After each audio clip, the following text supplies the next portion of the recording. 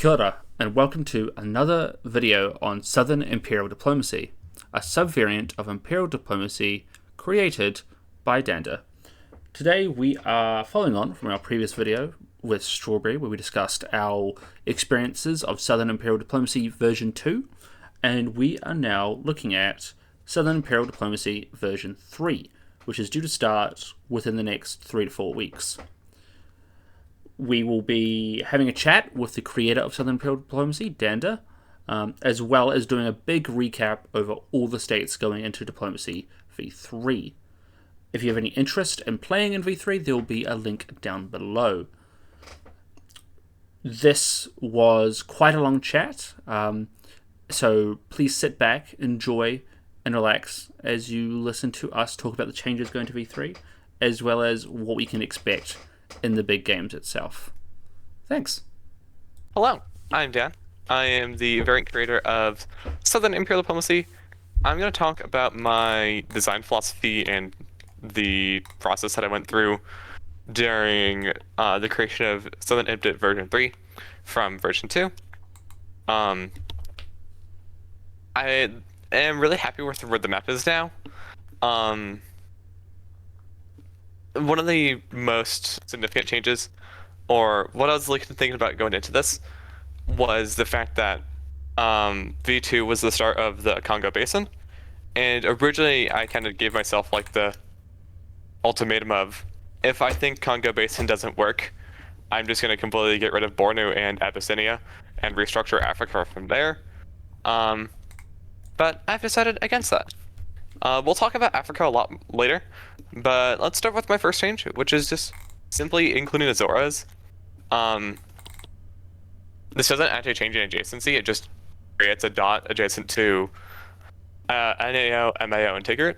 My thoughts behind this was the meta, per se, for Bermuda was to go to North Atlantic Ocean and take Rabat guaranteed.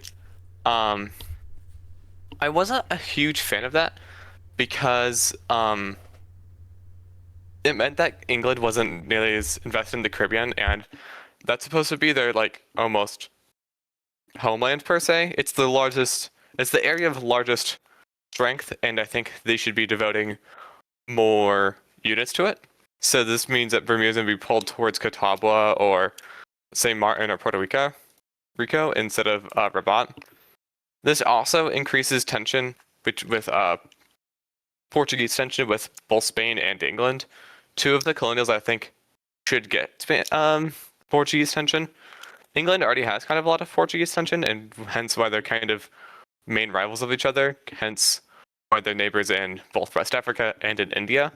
But in V2, Spain and Portugal had very little tension because their only real area of tension was the Philippines and Guangxi, which is like kind of tension, but it's mostly like Portugal focuses armies, Spain focuses fleets, and they hope that they don't fuck with each other.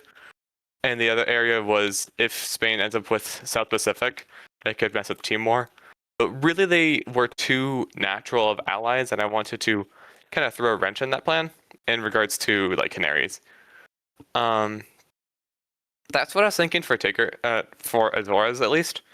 The other reason behind this was in version 2 and version 1, Portugal felt like a naval power because they're colonial around the Mid-Atlantic Ocean, except they didn't have any starting fleets anywhere near MAO because all three of their South American starts and their two West African starts were all armies. So I want you to at least have a fleet that they had on MAO. That way they could start exerting pressure that way and kind of increase tensions with the Dutch indirectly. Yeah.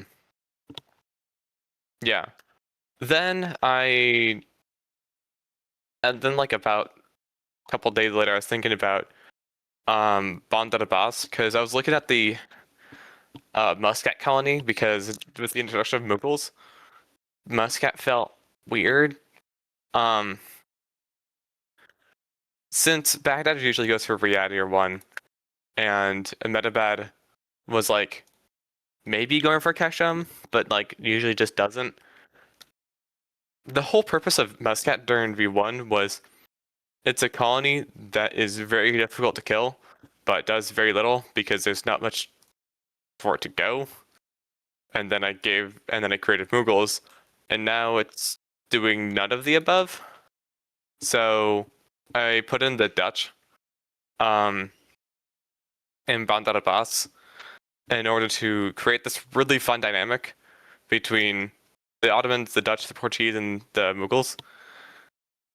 Essentially, there's a lot of fancy Year 1 shenaniganery here, but the main idea is Portugal and Netherlands want no opposing fleets in neither Strait of Hormuz nor Gulf of Kutch.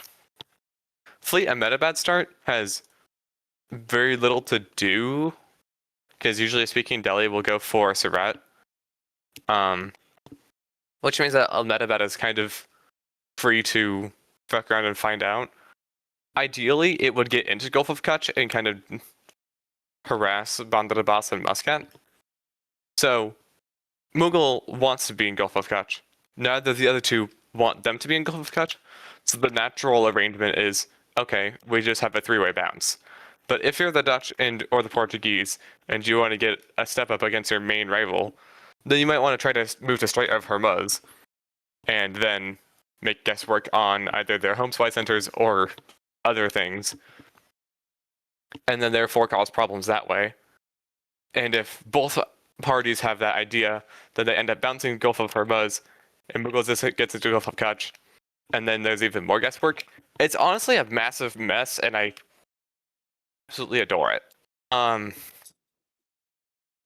think this is a really interesting Dutch colony because it doesn't really play into their overall empire, because usually their like main areas of focus are Mid-Atlantic Ocean and Oceania. But what Bandar Abbas does do is it gives them a good leverage point on three relatively Portugal, their most important neighbor, Ottomans, which is a relevant neighbor for them, and then Mughals, who is not really a neighbor of them, but an important player for them anyway, due to their proximity to the other colonials. That's what I was thinking with Bandar Abbas. I'm not entirely sure if it's going to work super well, and if it doesn't, then I'll find some other way to figure out Arabia. If I could tune in about my thoughts on it, I also Go really for like it. I really like the idea here behind it. Like I was already thinking like when I first saw, I'm like, okay, this is like a good idea. Another thing you didn't mention is Portugal and Dutch could possibly team up and like try and go for a Menabad right off the bat if they're on board with it, to immediately fuck over Mughals, which Yeah, isn't assuming like, that Fleet Ahmedabad goes for Lakshadweep and then they support themselves into Ahmedabad or something. yeah. Because I really Yeah, it's like this totally area. possible. Like I really like this area of the map. I think it's really interesting. It's It's definitely a really small, weird. like it's a small thing, but like I really like this area. Yeah, yeah, I tend Also, to agree. hi, I don't know if I need to introduce myself, but I am Fireborn, the Dutch specialist for Dan's Southern Imperial Diplomacy. Next changes were in Australia. Um, moving from V2, I had French, Dutch hot dog in what is essentially New Holland right now. In order for them Yeah. to have a little bit more INO control. I decided I hate that. It felt really bad. I mean, Fireborn, you were in the area as the Dutch, and would you tend to agree that Dirt Hard Dog just felt not good? It just felt like something I needed to get rid of immediately. Like I feel like I can't let them get a base up in fucking Australia right off the bat. Like I It's just can't. so ugh. It doesn't serve any real important role, Yeah, like and it we, just yeah. The like other it's not major there thing yet, that but oh I didn't like about it is the fact that it super nerfed to Halj, which was one of the weakest powers both in V1 and in V2, due to the fact that they had too many areas of interest with too little resources to actually do that well. So what I decided to do was make New Holland again. I kept Tiwi in because I think the extra dot in the region overall helped because there's just more units around. Because now New Holland is a French year 1 dot via Ceylon or Reunion. Speaking of Ceylon, this is the chain of changes. So aside from other Australian things, which is Coral Sea being split in half essentially with the creation of Arafura Sea, which I think will really help the tactics in the region. It was super stalematy and very not fun. I also added a Tehache Corps in Gulamergan just to help with, again, Tehache being a really weak power and struggling to get a significant base in Oceania. I decided on Gulamergan, that way they couldn't immediately reinforce it via Woodok, so they had to already invest quite a lot of units into Gulamergan, into Australia, before they could really get the core out of it. Now for the chain of changes. By removing their Cardog, I would have brought French back down to 6 supply centers, and I really didn't like that. I wanted them to stay at 7, and I still wanted them to have an INO, or I wanted to move Dirk Hardog to another INO dot. So I landed on Ceylon. I had some other ideas, like something in Zanzibar, because that's historically accurate, but it just wasn't a good idea. Hence why Ceylon went from Dutch to French, and then now that we're down a Dutch dot, we have to create that. So I decided the best area would probably be in Mapondo. So I didn't want the Dutch South African position to be 2 supply centers and the Portuguese to be 3, because that was just too much tension for too close of a distance. So Delagoa is now neutral, and to make up for that removal, fortunately to go up 1, and since I already deleted a dot, I should create 1, hence why Trinidad is now a supply center. And I'm actually really happy with this change. Along with Azores, this means that Portugal not only has more Mid-Atlantic Ocean access, but also their South American position felt really weird because it's 3 starting armies. And the South American continent as a whole is really, really naval heavy. There's a lot of coastal dots. So I wanted Portugal to be able to have naval protection, and Trinidad was the easiest way to do that. Because I did this, I also made Tupiniquim a supply center. And then I have other South American changes, but we'll get to those later. Going back to Ceylon, India changes. The current setup was really not good. For a couple of reasons. I just wasn't a huge fan of how stalemate it was. And also, the other driving force was, now that we have the French in Ceylon, Pondicherry should be a starting army instead of a starting fleet. Partially because I think the starting fleet in Pondicherry was too much English tension, and partially because I think India needs to be a more relevant French colony, and especially with Ceylon, it's a lot easier for that to happen. So I basically restructured the entire continent. I created a new supply center by essentially just shuffling things around. Or the overall supply center count's the same, but the tiles are different. So I still wanted, like, the reason why like Hubli exists is because Raichur in V2 was both adjacent to Goa and Masulipatinam, and I still wanted a tile to be like that, hence why Hubli is a thing. This is all now a full dot chain as well, which is nice and satisfying. I think this will overall serve the 2 purposes I wanted to serve, which is the French now have a relevant colony in India, and also Mughals should be stronger. Because this is by buffing the French in this area, it means that the English and the Portuguese are weaker, which means that the Mughals should be stronger. And I'm happy about that.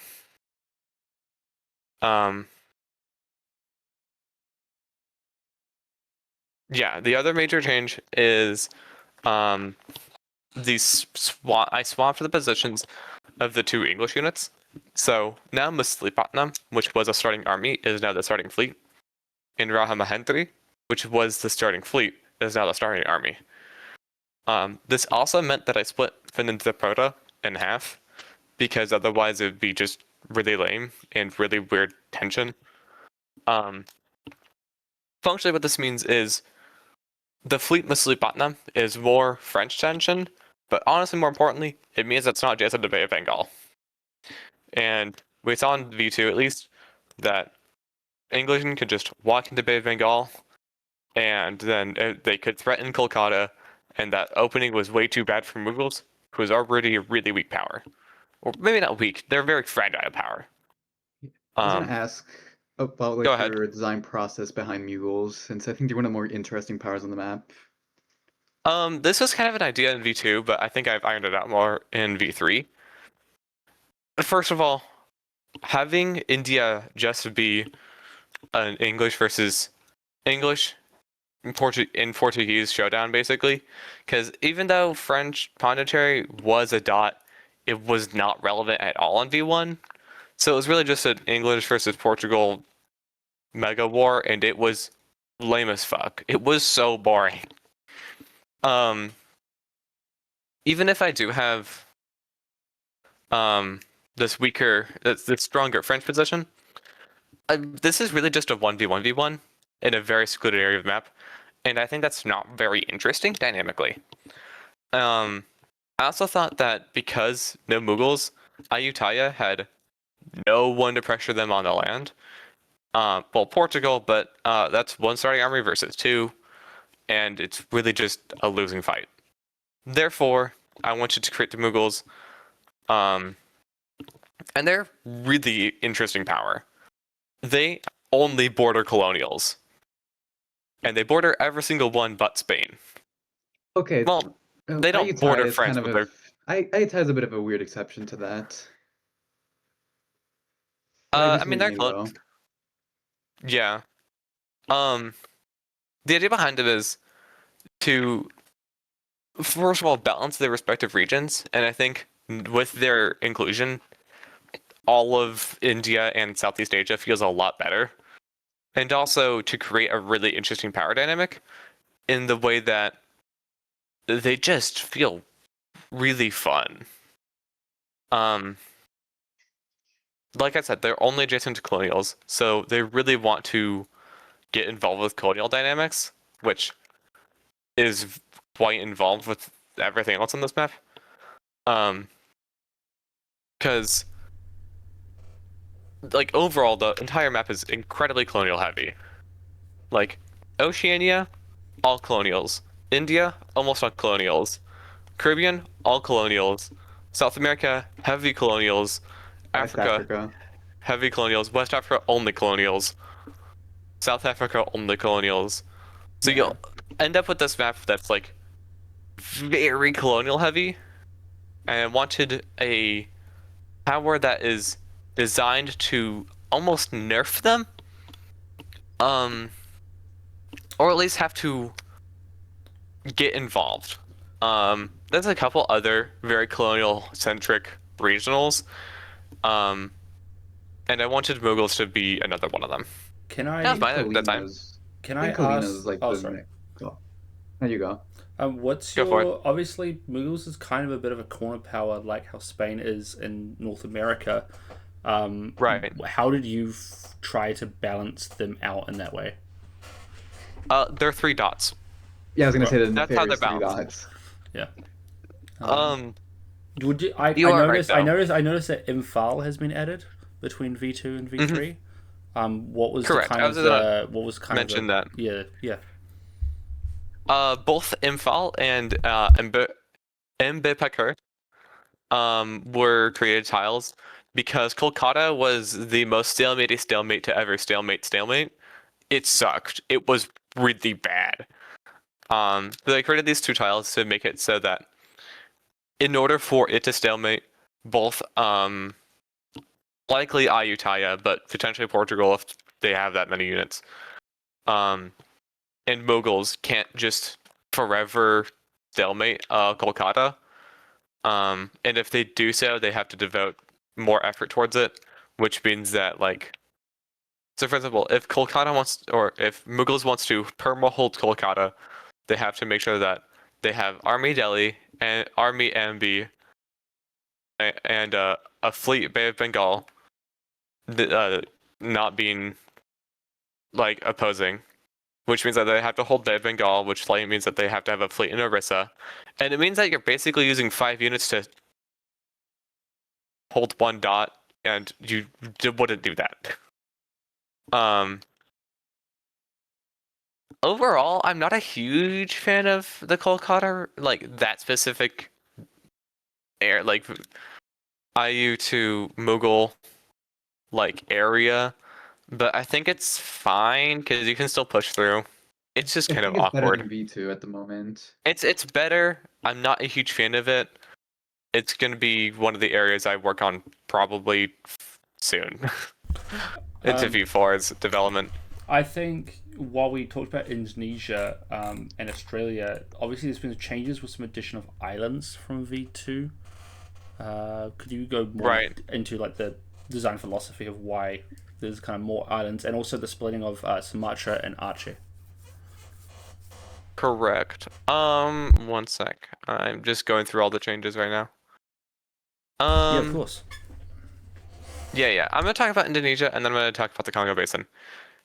Islands. So first of all, Bala Bala Islands exists for 2 purposes. First of all, celibacy is honestly way too large. It was adjacent to 4 supply centers, and it was also just really annoying to break into.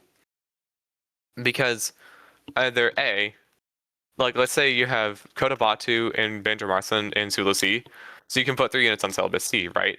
But that can be so held by Halmahera and Manado and Makassar, and then if they have Java C, then it's really hard because then they can tap Banjarmasin. It just overall, the celibacy and Java C line was just so stalemating and just not enjoyable to break through. So Bala Bala serves that role. It also means that either a Dutch can build an army in Manado and Makassar and walk it into Banjarmasin, or vice versa. Which is funny because Army Batavia turned into a Fleet Batavia this patch, so there's not even any starting armies in Indonesia anymore. But if you end up building one, they're really useful. Yeah. Well, which I like. I like the change. You commit to it, but also an army Banjarmasin does so much for you. It's just so good. It's so fantastic. It also means that you're able to have a unit on this dot chain, and still have it do things. It's just nice. This is a Sulu Sea to Sulu Islands, exact same thing basically, except it's the exact same adjacency. So it's literally just now armies can walk around. So get your convoys ready.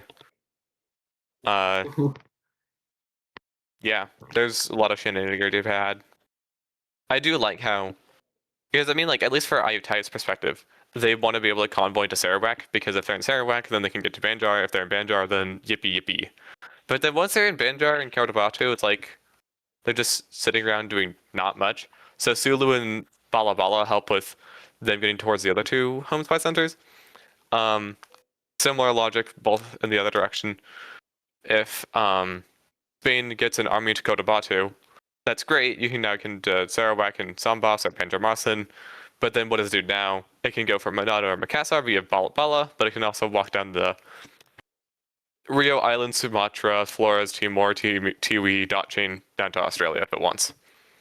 Which I think that would be awesome. is peak and hype. Yeah. You can. There's Yeah. definitely probably a dot chain path going from Ahmedabad in India all the way down to Australia. I think that you would be able to pull off. No, it's broken by Malay. Oh, that's a Yeah, shame. unfortunately.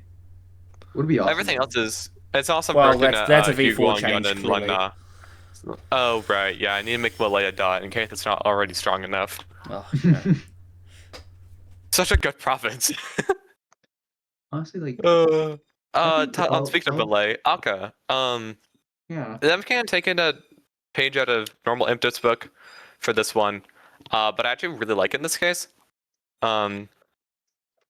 Because Sumatra, at least in this patch, was just the IU Dutch death war hell, and IU wants to get fleets into INO and to make pressure on the Dutch. Like if the two are fighting, he wants to get fleets out to INO. Getting through Cocos Basin was hell and not viable, and getting through Sumatra wasn't viable because it had to be constantly spar held. So Akka will help with IU getting out to INO, hence why it's connected to Malay. So a Nakon C build can go Malay, Akka, INO. But also a potential French dot, which actually creates fun ideas where it's like Fleet Ceylon and Fleet Reunion can just go for Akka and New Holland, and the French can try to pocket Madurai and Bara. Which, if they pull that off, first of all, congrats. Second of all, holy shit, that's good. Yeah. And I think the fact that they can do that should be rewarded. Yeah. I also merged Cocos Basin and Gulf of Ceylon because I wanted to be able to make it so that Fleet Ceylon could both reach Andaman Islands, and also that it could. Now it just serves as a very important French sea tile because they're both interested in India, Ceylon, and Andaman Akka.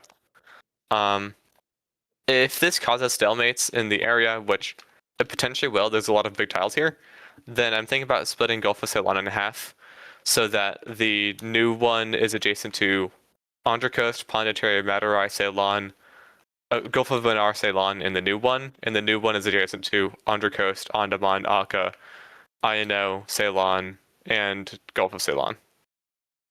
In that format, so it's like Ceylon to Andhra coastline. We'll see how it goes. I honestly think I prefer Gulf of Ceylon being slightly bigger and consuming Cocos Basin. I think it makes for slightly more streamlined movement, but we'll see how it goes. That's my exact thought, but we'll see how it goes. Yeah. Any other? I guess while we're in the Oceania area, any other things? Argo Missile Plane? Question mark? Was that changed? Slightly. No, it wasn't. I think probably the next best thing to talk about would be the Bornu Abyssinia border adjustment with Ottomans. Correct. Yeah. So let's go to the basin. The basin, which has been shortened. It has been nerfed. The basin which is nerfed, and notably still here. Like I was talking about earlier. I was thinking that if basin doesn't work, bye bye Abbey and bye bye Bornu, and Africa becomes really weird. I think I'm at least gonna let it go for another iteration. Partially because I think the Congo Basin kind of worked well, and partially because I don't think it had a good chance to do what it wanted to do. At the very least, the fact that it was so large created absolute war hells. So in the most recent game, we had Bornu and Abyssinia team up against Ottomans, which awesome, love that. But afterwards, the idea is now that you've worked together, it's really hard to not fight. So then they fought. But the fact that Congo Basin extended all the way to Wadai and Hawara meant that it was so awful to make any progress along this line. So that's why I've shrunk Congo Basin down to where it is, at least in that area. So now I've created the tile of Rindina by taking some of Darfur and other stuff.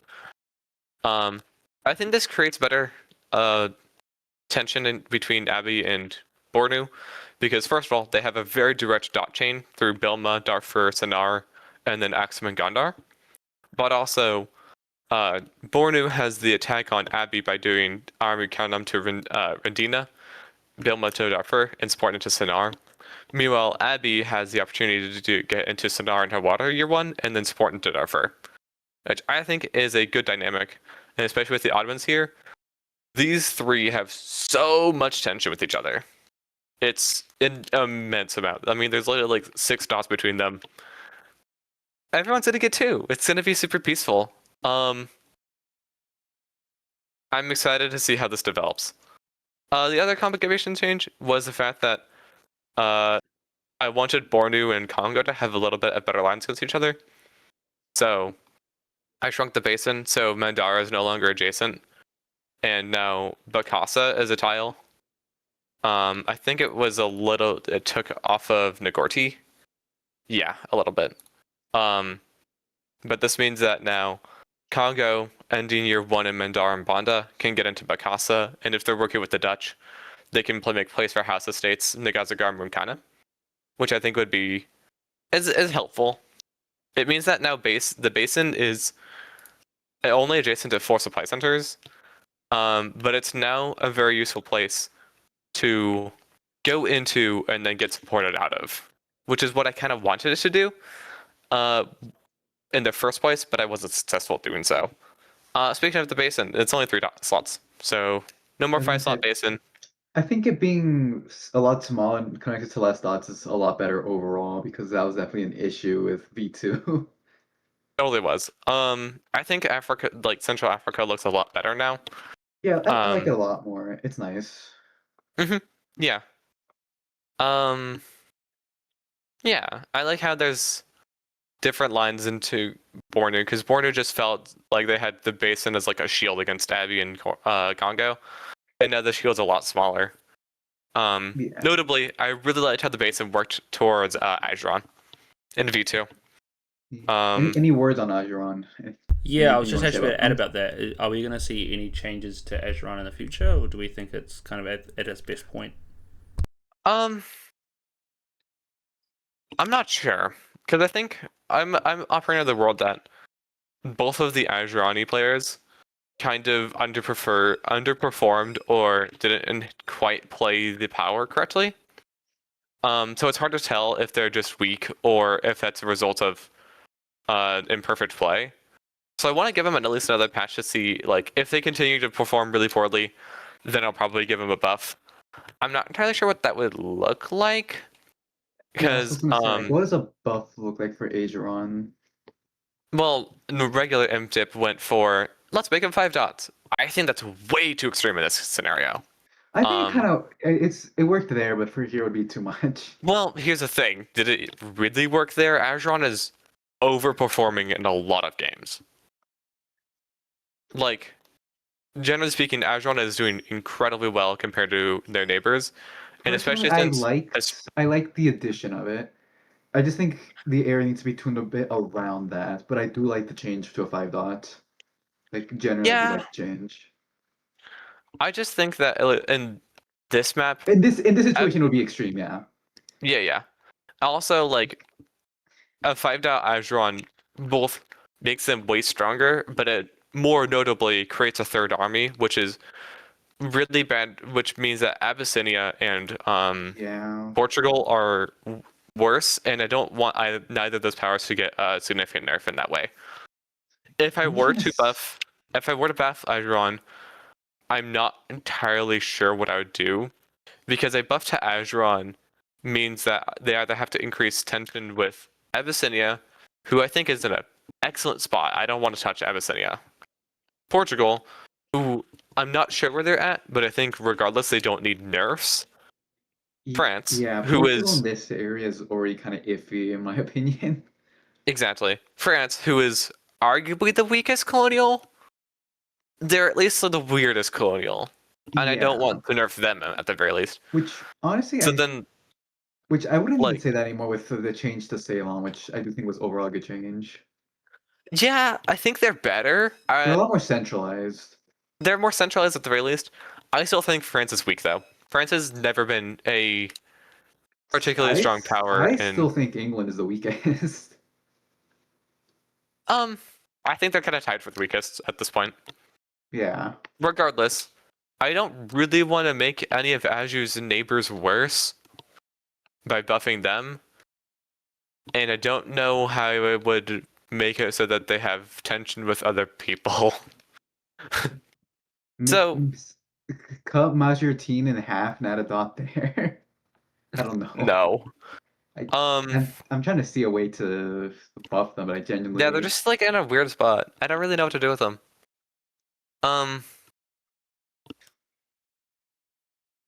We'll see. maybe give them a better way to like maybe contest Arabia, but even then, They already have a good way to do it. Marfa that's is what a I'm very good dot for them to be in. yeah, like And it's just from weird. there, it's just weird. I want to see how another patch goes for them. I'm hoping that we get some stronger players to see if they can actually do well or if they're just weak. Maybe IU really just doesn't need a buff. We'll see. I just don't know. What other major changes were there? Comoros to think. Islands. Comoros Islands, that's an easy one. Comoros Sea, but Comoros Islands. Main reason, the Fleet de Lagoa Portuguese start is gone, which was the unit that contested Sakalava in Bara. We have Fleet Mapando to contest Bara, year one. But now that it's Army Biera and Army Maravi start, Comoros Islands is needed so that way the army can walk over. On the topic of Biera, Zimbabwe has been eaten up, and now but Biera is a just larger place. I was thinking, hey, now that Portuguese South Africa has only 2 supply centers, let's make the 2 supply centers A, better, and B, I think Congo's a little bit overtuned. Hence why this now means that Army Biera can move to Barot's, and Army Moravi can force Kamina, or they can go for Barot's and Swapokond, or they can go for Barot's and Zanzibar. But it means that they have Barot's more guaranteed and can make place for dots farther away from them. That's about it. Simple changes. Simple changes. Simple changes.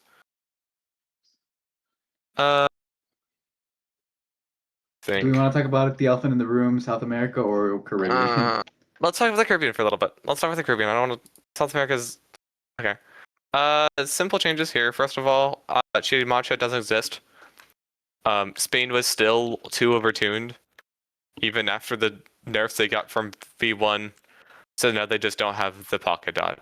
That's it. Karankawa has eaten up Chirimacha and Buscochi. This should also increase Spanish and English tension, which I think is a good thing. Yes. Let's talk about the cancer blob. Cancer blob. Guadeloupe was too big. I guess both of you can talk about. I guess both of you were in the area. You can give your input. Was Guadeloupe way too large? Guadeloupe felt like the Kolkata or the Sumatra of the Caribbean, in that it was awful. Everything was focused on Guadeloupe, and it just basically became unfun. It was the worst process ever. Therefore, it's split in half. Which, thank God, I like that. Good change. Yep. This means that there's now a non-supply center in St. Kitts, which is adjacent to 5 supply centers. But also, I think it's necessary. I just want to I just want to quickly raise something. Do you think this is going to decrease Dutch and English infighting or tension at the start? Or at the start? Because obviously we saw in V2, we saw but bounces. Also, yeah. Well, here's the thing. In V2, we see St. Martin, Antigua, bounce Guadeloupe, take their respective dot. And sometimes Antigua went for Guadeloupe, sometimes it went from Martinique. Now it's bounce St. Kitts and go for Puerto Rico and Martinique, but what if Ayutthaya goes for Martinique, and now England's crying? There's shenanigans to be had here, which is interesting. It also means that options. French Guadeloupe is way more likely, which I think is hilarious. Also, Barbados next to 3 neutrals, Yeah, that's which not a change, it's but it's just a it's thing. not a change, but it's still interesting. Just to advocate for my Ayutayan brothers and sisters, um, V2 saw a strong Ayatai in the Caribbean because of a lack of engagement in the Caribbean from Kalina and from other Hmm. colonial powers.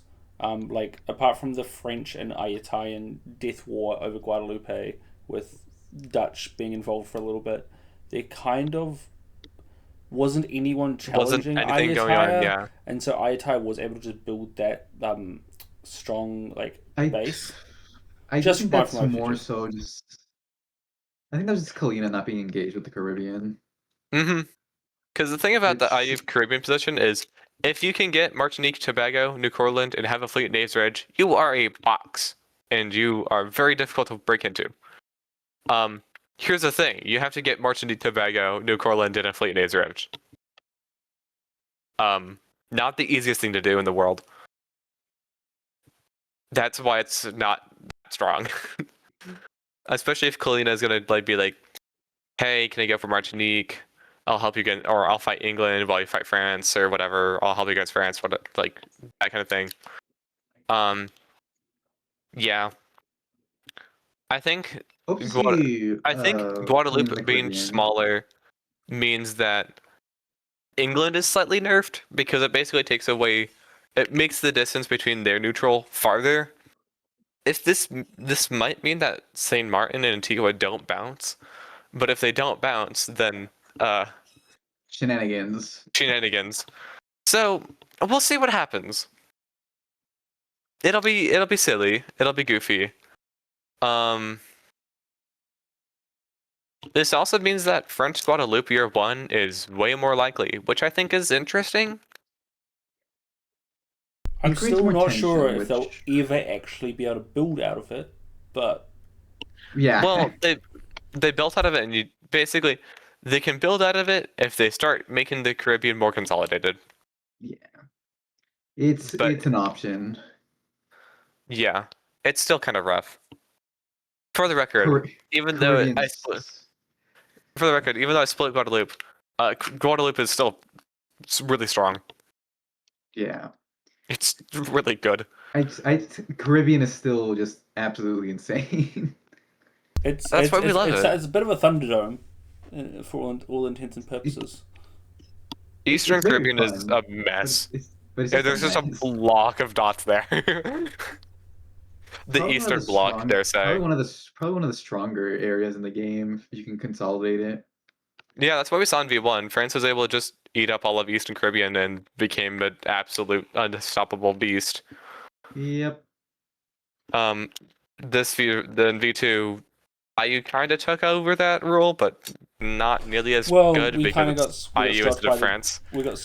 Guadalupe border crossing, which was Yeah, and remarkably you Guadeloupe know, border crossing. and I yeah did my job, like defending the yeah. border. Hmm. Should we move to again the elephant in the room, South America and Let's talk about North and South America. This one's easy. Uh, Okay. how hashtag how we fix Amara? Hashtag how we fix tomorrow. We just removed their dots. So Oh, okay. Munzarakulu doesn't exist. It got eaten by Sandstorm. That's it. I think that was genuinely the biggest issue with Amara. They just had too many dots. Yep.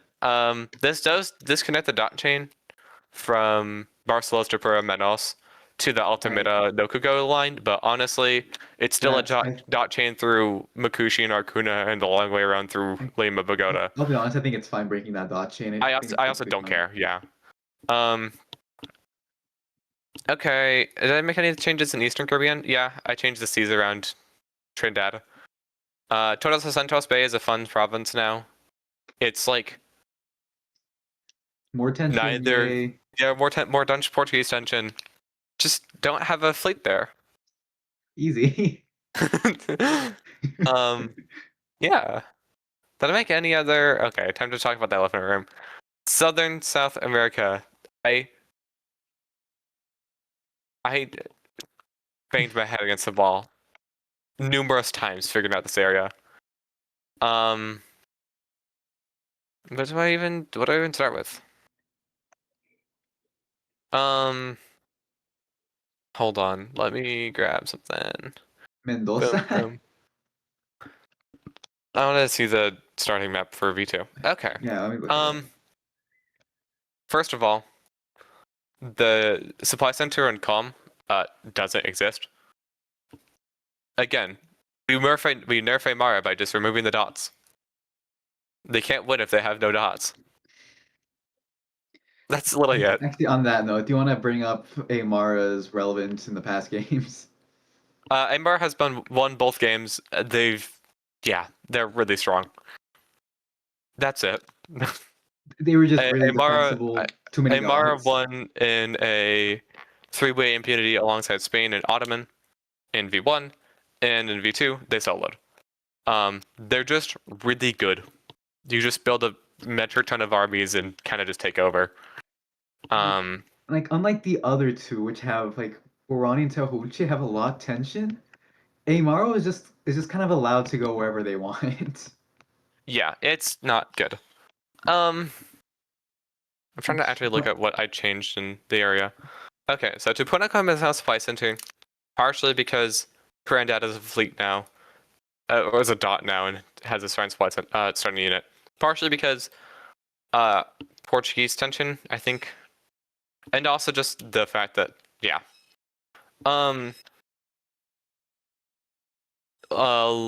so essentially what used to be Calm got eaten up by a combination of Lil Viola and New Calm, which was Wichi. Wichi no longer exists. Checkmate atheists. I didn't actually change that many tiles aside from Tehalche. Speaking of Tehalche, there are 5 supply centers now. Okay. I was talking about how they're overextended.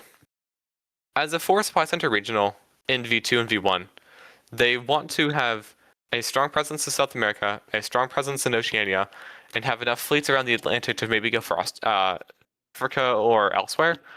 And they didn't have the resources to do so. Yes, they had a pretty safe pocket dot in Blanca, but also that meant that they had to walk up to Mendoza, which meant that they had to basically fight Guarani. In Guarani and Tahalche tension was just too high. I've not really diffused that tension at all, but I made more Tahalche and Amara tension. So I think Tehuchi and Guarani tension is still at an all-time high. actually, I disagree. Amri Mabaya. True. It's no longer 2 starting fleets from Guarani, so it's a lot more There's still a reasonable lot for of them to work tension. together. There's still a lot of tension in it. Don't get me wrong, this is a lot of tension. There's just not nearly as much as before. That's saying a But lot. essentially, what happened was Genakank got smaller, and then it got cut in half, and then Chano became a home supply center and starting army, and then Mendoza got disconnected from Blanca, so Palache got connected to Genakank, and that leaves us in this position. This is, I think, really good. First of all, now Tahalche can in V2, the double SPO opening was like a dream, but just not a good one. It just wasn't viable. You couldn't really do it because like Army Tushen takes Mendoza, also Venus takes South Georgia, and you try to pocket Blanca, but no Guarani lets you do that. Like, why would they ever let you do that? So,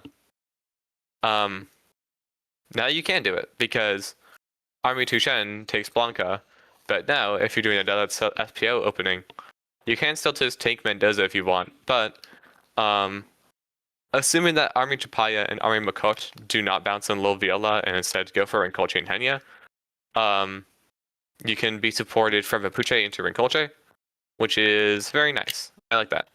This also means that because Tushen's taking Blanca, you can still pocket Mendoza, Shieldo and Selknam go SPO, and Assaultarius takes South Georgia. It's just a lot better of an opening. And even if they don't get the Henyan support into Rincolche, they can still take Mendoza, Blanca, South Georgia, and then 2 SPO. Overall, the openings are a lot better here. And Yeah, also, I'm actually gonna bring something up. Like, I don't know how good of an idea, but I think connecting Mendoza to like Ranguch in some way and creating like an interesting dynamic there would be interesting. But I'm it not would sure be I agree. interesting. I just think that it's really the Mapuche to Henia connection is way too important to not exist. Hmm. Um, because what it does is, um, imagine this world. Yeah, this is a post-Garani death. Aymara has Rincolche and Henia, and if Mendoza is connected to Rincolche, then you can't have the Mapuche. Mendoza supports Mapuche and Henia with untappable support. Or I guess just in general, you can't have Mendoza supporting Mapuche and Henia with untappable support if Mendoza is adjacent to Rincolche. It means that Tehelche lines against Guarani in that regard are slightly better. I guess, yeah. Um, I think my the other main thing, issue now is Guarani's kind of like Adron, and that they're kind of in Ajuran, an awkward well, position. they're in a really awkward position, but they're in a very odd, like manageable in an unorthodox way. Unlike Ajuran, who has neighbors with a lot of tension, or just neighbors with tension I who think kind Guarani of has just has tension with most of the neighbors. yeah. Well, the idea is like unlike Ajuran, who is in an awkward spot because they have like too strong of neighbors around them and struggle to expand. Guarani has really good expansion routes, and but they have strong neighbors. However, if you look at the power dynamics, Aymara and Portugal have plenty of tension via Borora and Campo and Zingu and Palmas and all that stuff. Portugal and Tehelche have plenty of tension through both SAO and also in Timor and Australia. And the Tehelche and Aymara have plenty of tension through Ragavine Basin and Mapuche and Rincolche. So Aymara, Portugal, and Tehelche already create a power triangle, and Guarani is just in the center of it.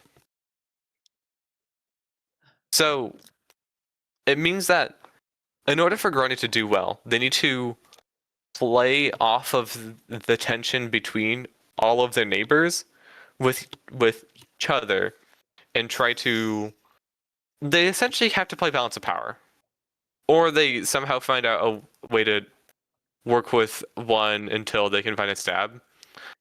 But unlike Ajuran, who is awkward for their own reasons, Guarani is awkward because they're in the center of a power triangle, and they have to navigate themselves essentially. We'll see how it Which plays. I think it's an interesting power identity. And maybe not inherently the best of all time, but it's at least interesting. It's interesting, but if it's fun to play, will be another thing. But that's what V3 is for. I mean, Yeah. like as a Mara or as a Mara Portugal and Tehelche, yes, all of you working together against Guarani is nice.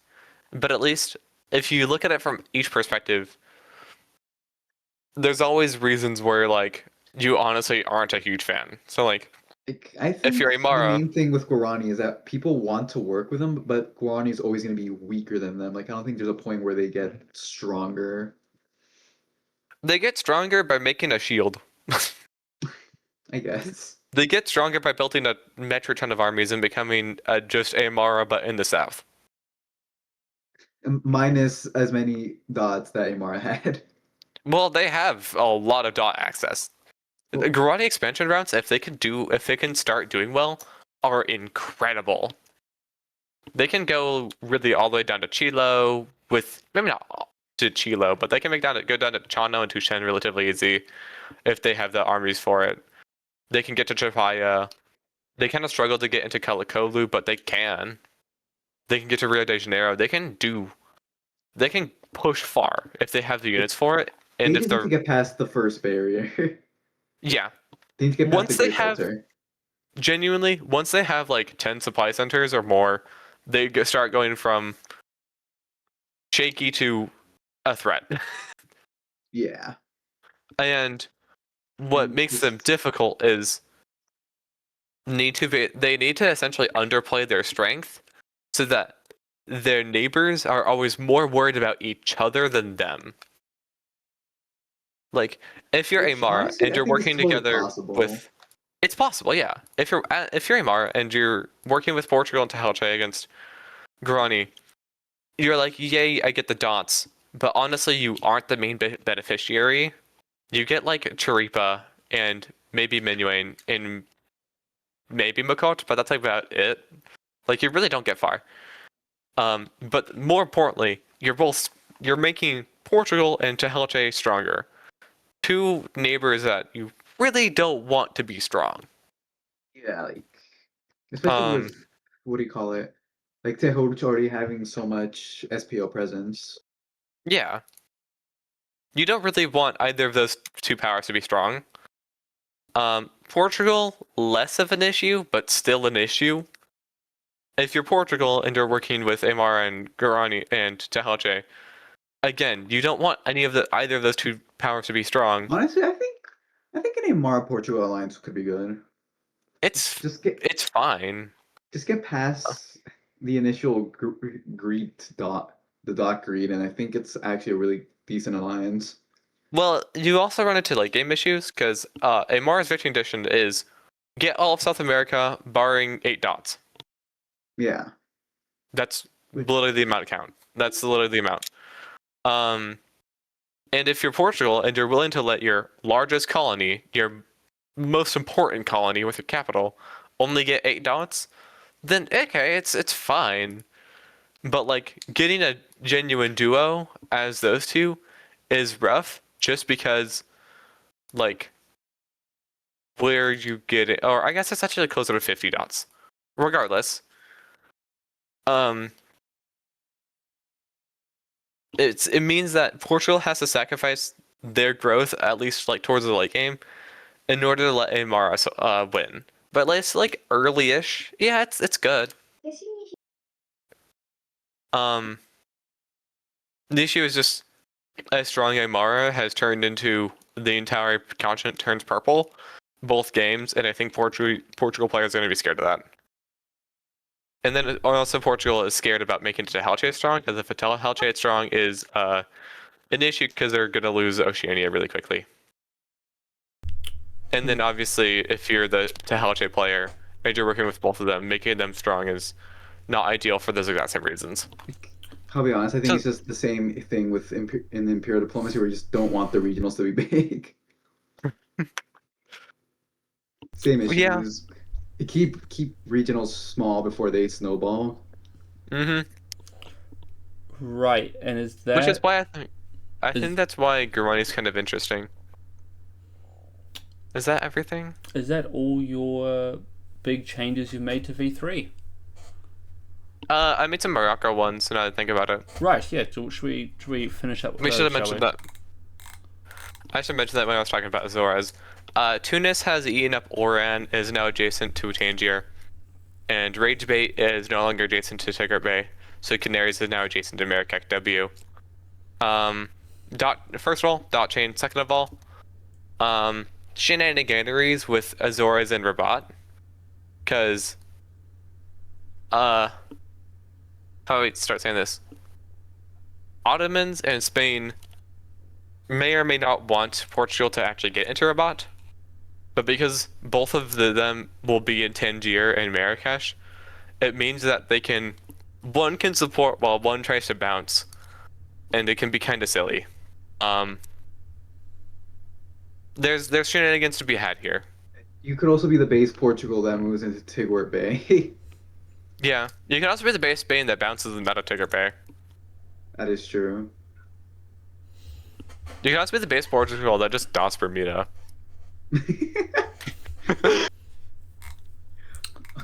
I love Tigwart Bay as a what do you call it? As a It's just as a province. tile. It's It's, great. it's, it's so awesome. Um, This does mean that Spanish West Africa is significantly weaker than in previous matches, but oh no, I nerfed Spain. There was Boo-hoo. still a massive corner power in North America, just generally really good. Perfect. And for those people who are watching this video and who are interested in playing in V3, would you want or do you mind going through each kind of country in order and kind of giving your pros and cons for why or who would you expect to play each kind of country? Each kind Sure, of, yeah. Portugal. This is one of the two major colonials alongside with the Dutch. Um, they have a lot of areas of interest. I'm gonna go by strength. Perfect. Their strongest colony, I believe, is actually West Africa. With the 100%. introduction of Azores and with Arguin and Kindia, this is a really good region for them. Especially since everyone else around you has one dot. The issue is, go ahead. I was gonna say, like, I think with the addition of the Azores, they could go with the interesting strategy of just instantly ganking Spain for Canaries. I think Portugal is just an interesting power, especially in West Africa. Yeah. I think West Africa is their largest area, the strongest area, and the fact that they are so strong here means that the other colonials generally just want to work against them to prevent Portugal from kind of just winning, because they just have the most force out of everyone here by quite a significant margin. Yeah, you have a lot of options, and Candia is just such a good province. It's very vulnerable, but it's just fantastic. And honestly, all three of your cores are just good. Though you will have to fight your way to overall winning, but like a successful West African colony looks like Tangier down to Cormanton, to be honest. And it's really not that unreasonable. Do you guys have any thoughts on West Africa, Portuguese West Africa? No, nothing from me.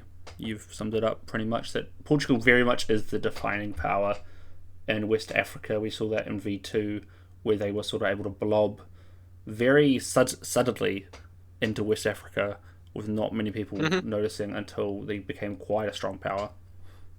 Yeah, they're just good.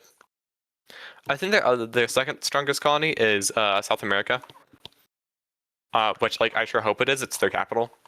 In terms of like sheer supply centers, this is their largest. The issue is having 4 supply centers in South America is pretty normal. That's so instead of West Africa, sentence. where they are the most powerful amongst the most weakest colonies, in South America they really are a giant amongst other giants, so to speak. They really are. South America is by far the most dot dense region. Period. It also has the most capitals, which makes sense. At least in this region, I might tinker with the Zingu Goiás Mato Grosso line a little bit because it's kind of awkward. Regardless, you have a lot of strength here. You have to just balance your relationship with Aymara and Guarani especially, and of course the Dutch. We'll get to them a lot more later. And now that you have Trinidad, we might be seeing more Portuguese players going for Campo and Tupunicum, but we also might be seeing Trinidad going for just fucking around and finding out with MAO or SAO, because the fact that it's adjacent to 2 oceans and 3 very good sea tiles, it's a very good province to just have. And the 3 army start is in a relatively long line, unlike the Dutch, which is kind of in like a shield. Not gonna lie, it's very defensible. But the thing that Portugal has that the Dutch don't have is better expansion routes. So I think if the Portuguese are able to get a stronger holding in South America, they'll be generally more successful than the Dutch in this region. But they're a little bit more vulnerable. I think in order for a Portuguese player to be successful in this region, they should be working closely with Kalina, who is also just like a nice neighbor ally for them to have overall, because they're good at nerfing all of their like a strong Kalina can heavily nerf all of the neighbors around them, and all of those same neighbors Portugal wants to see relatively weak. So I Yep. think those two, at least towards the early and mid game, are a great friendship. Though come late game, there might be some tension later, but it's late game. Do you Also, guys have any thoughts on Portuguese yeah, I was gonna say, South America? yeah, since you brought it up about the sea tiles, I think it contrasts really nicely with like the Dutch, who have like they can have their fleets just go immediately fuck with the Portuguese, which I think is an interesting dynamic. Like they can immediately go after Trinidad if they feel threatened, you know? Mm-hmm. And St. Like Marcos on the other side. yeah, I just like it. Fleet Natal is just so good. I love Fleet Natal. It's so awesome. We'll get to um, the Dutch. We'll get to the Dutch later. we'll get to the Dutch later. What would you say is the next strongest? I'm gonna say the Indian plus Arabian colony. I consider this to be one colony, to be honest. Yes, they're on two different land masses, but they play incredibly well together, and we've seen that on both games thus far. It's not like they have a particularly big advantage over any of their neighbors. It's just good. Um, I don't really have a lot to say. Like, we've seen Portugal do generally well in this area consistently because of the fact that they are consolidated enough to be able to defend themselves well, but have separated enough to have good expansion routes elsewhere, whilst also having enough units in the area to just have this consolidated strength. Now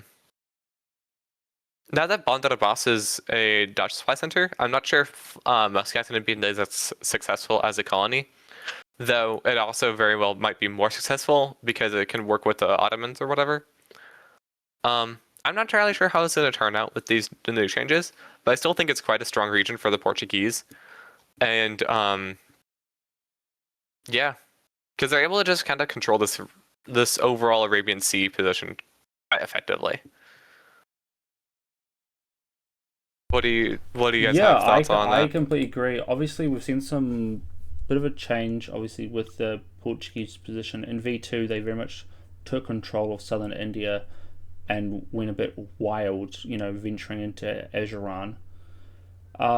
With the addition of Bandar Abbas, I think this will definitely nerf them, and I'm very curious to see the kind of interactions between you have Ottomans, Portuguese, and the Dutch, especially because the Dutch aren't in the Dutch and the Ottomans don't really interact in both normal, not just normal imp but southern dip as well.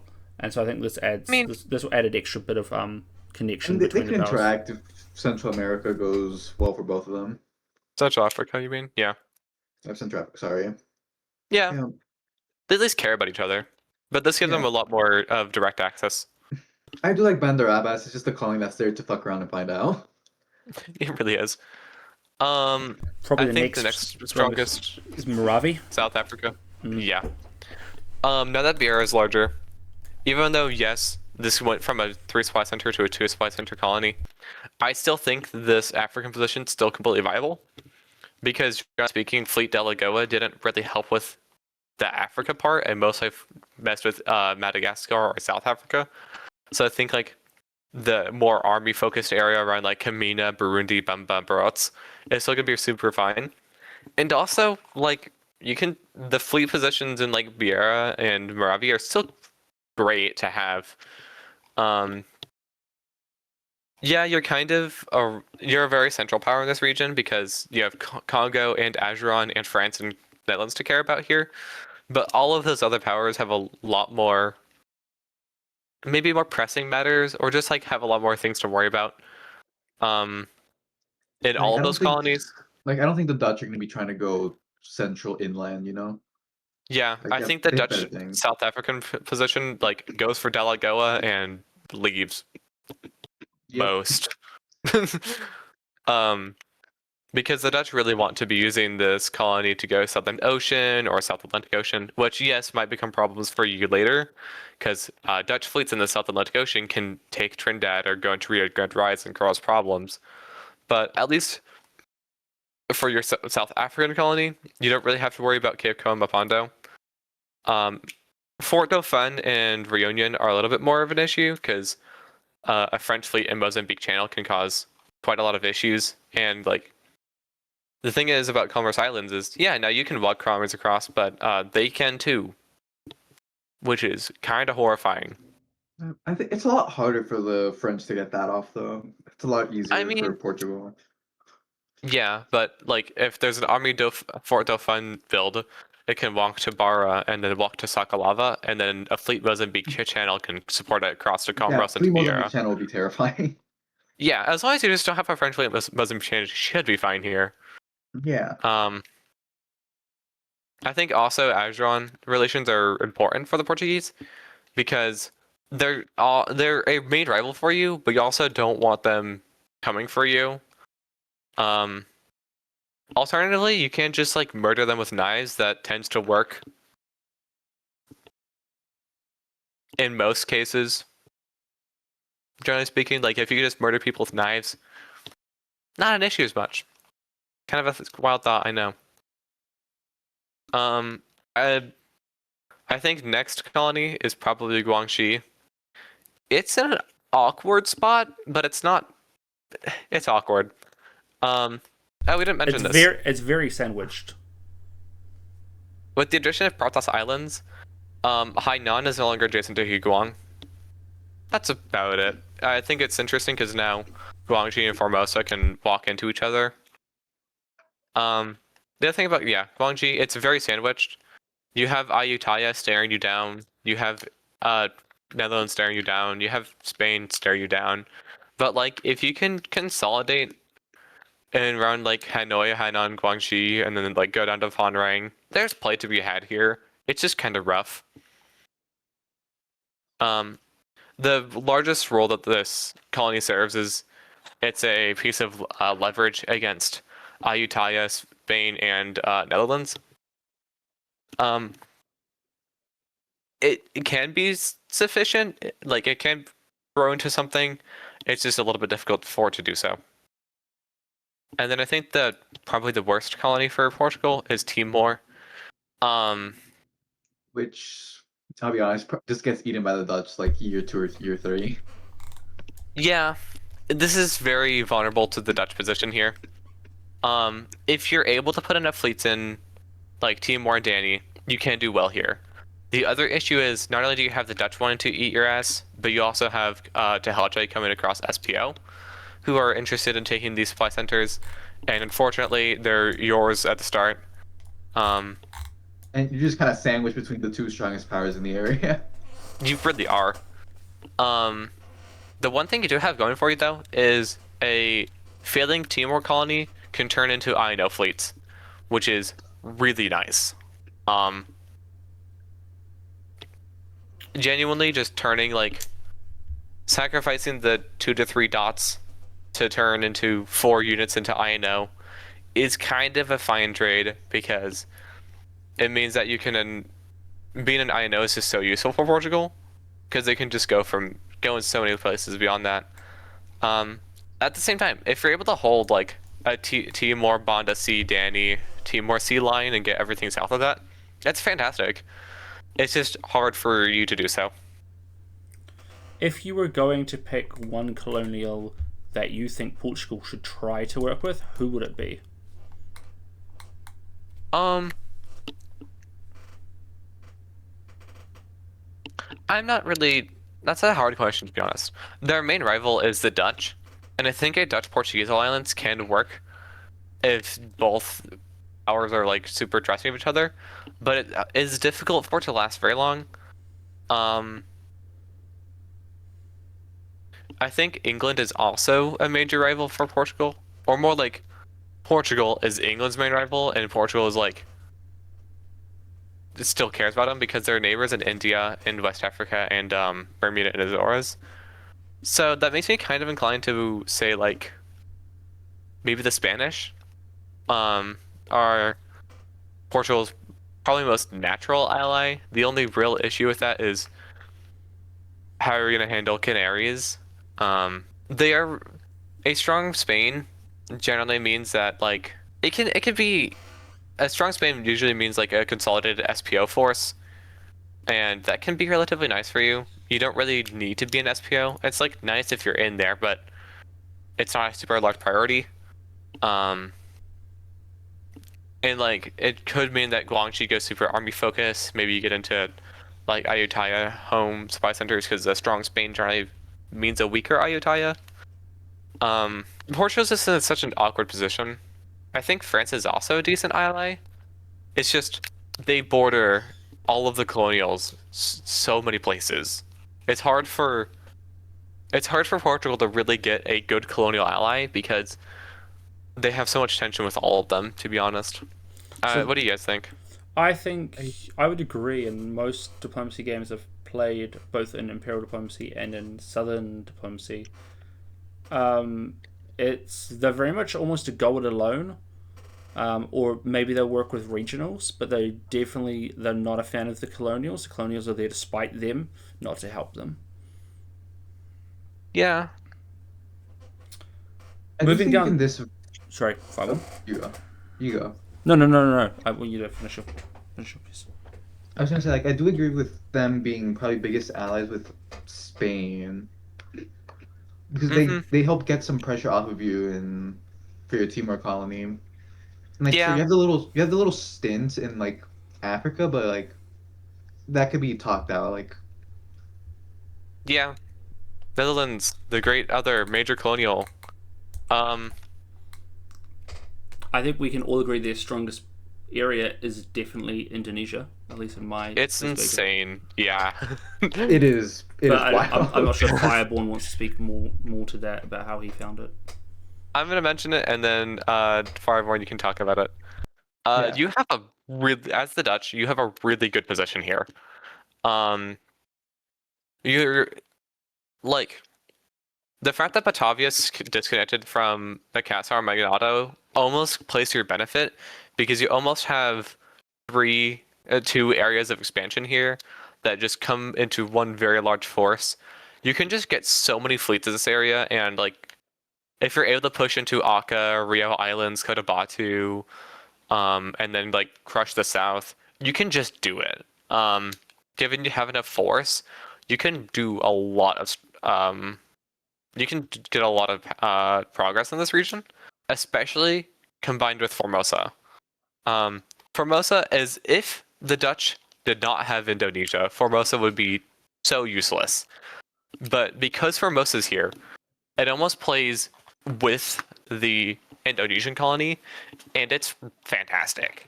Um, this means that you have a absolutely deadly stab on Spain if you're able to get it. Formosa also might go for, like can take Wake Island and get into SPO, which is one of the places that the seas that you really want to be in because there's a lot of doubts around it, and you just generally want to be in the area. Um, and if you're an SPO, then you can continue to push Spain into like from Quito and Colon Ridge, get into Berlanga. Um, Generally just really good with Formosa. I think if the Dutch didn't have Formosa, Indonesia would still be quite strong, but with it, it's really, really good. What do you think, Fireborn? Honestly, I agree with everything you say. This is definitely by far the Dutch's strongest colony. It's not even close. Yeah. This Um, area, I do think, is probably among the best designed in the map. Like, mm, like as the Dutch, if you get a decent power base here, you genuinely are just untouchable. Like it takes a lot of effort to break you, and it just takes so long. It's probably not worth it. As that's a good way to put it. as like it's just not worth fighting Dutch if they already have a decent power base. Hmm.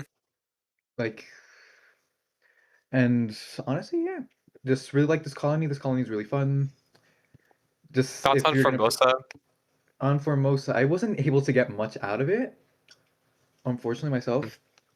But I do think you there's a lot of value in it. especially as Dan was saying with the Spain stab.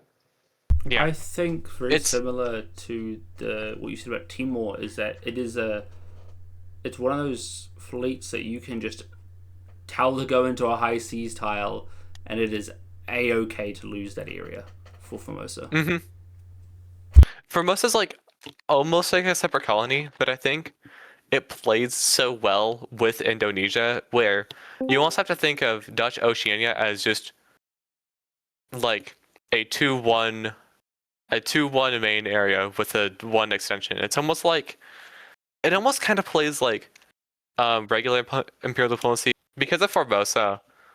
Um, Dutch Indonesia almost feels like instead of just being like a 3 supply center, it's almost like Dutch Oceania as a whole is a 4 supply center because you're able to just redirect the strength through SPO or through the Philippines. It's just really good.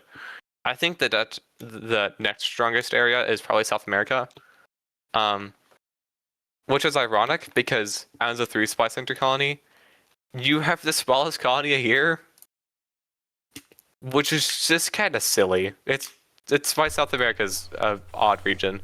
But it's also your Um, capital. It's also your capital. It's also pretty good, not gonna lie. With It is this, really defensible. it is so defensible. Um, with Sao Sebastião, Natal, and Recife in this shape, if you can get into like Belém, G, Palmas, Bahia, and Salvador, you have just a shield against all opposing forces.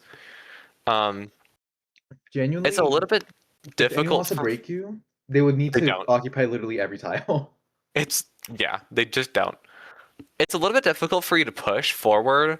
Like it's possible. It's just a little awkward. You kind of need your fleets to do so, which is completely fine. You can just use Natal or other MAO fleets to do so. Um, so It this is. is less It's kind of similar to Dutch's Europe in that regard, like in yeah, Imp Dip.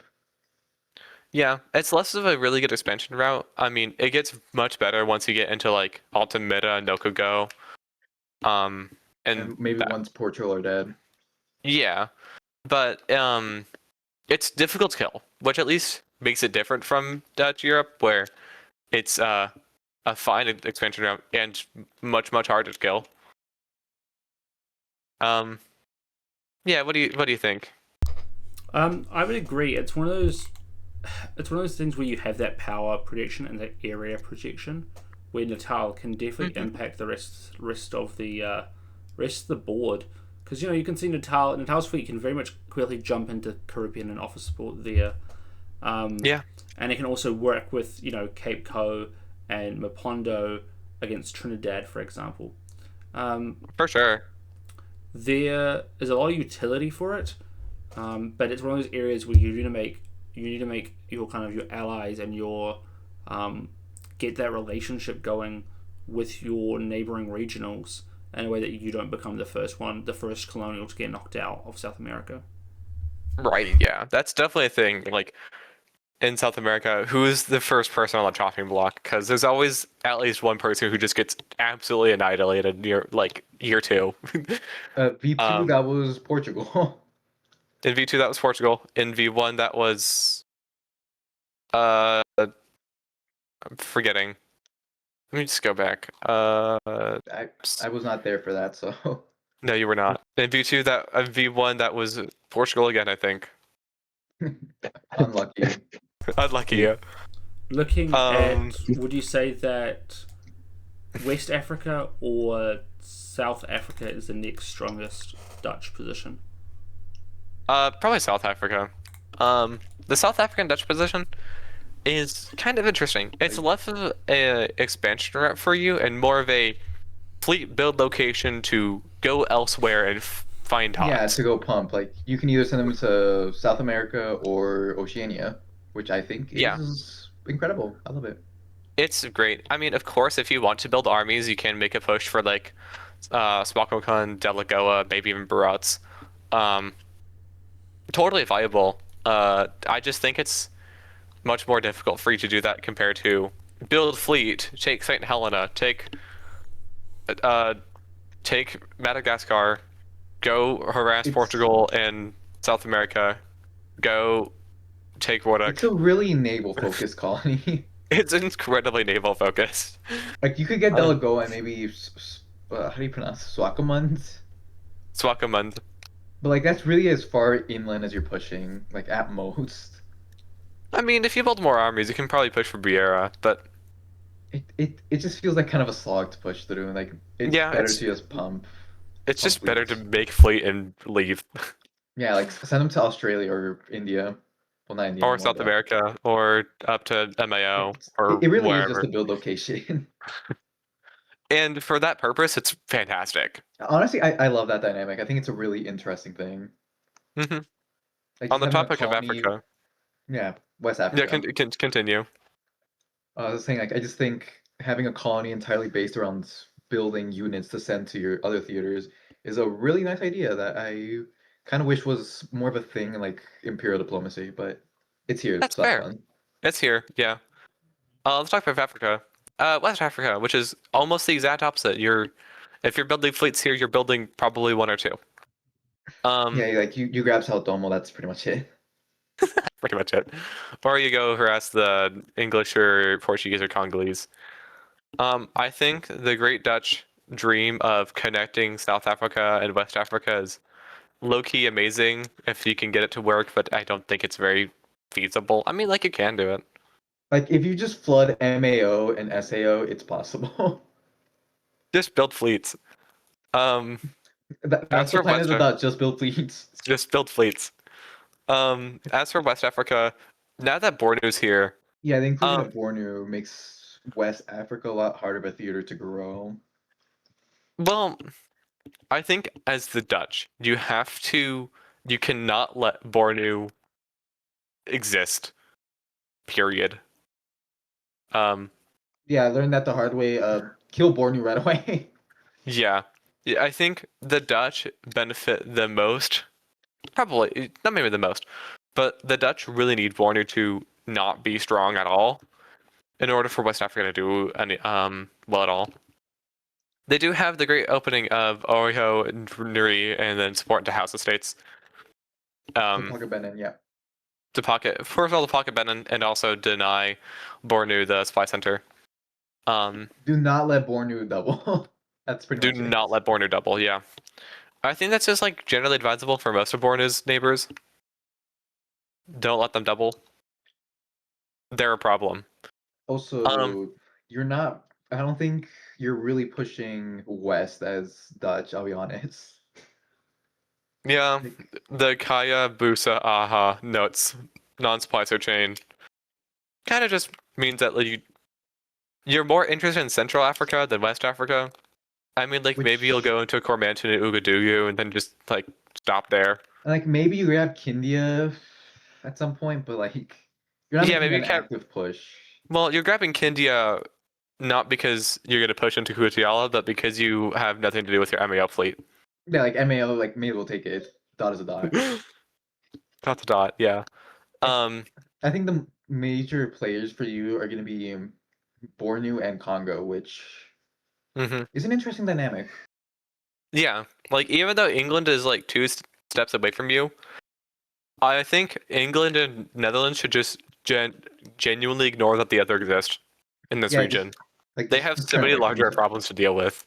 Like you're dealing with whatever the fuck is going on in West Africa with all the colonials, and Dutch are dealing with the two regionals, colonial, sorry, and The, Dutch need to deal with the two regionals.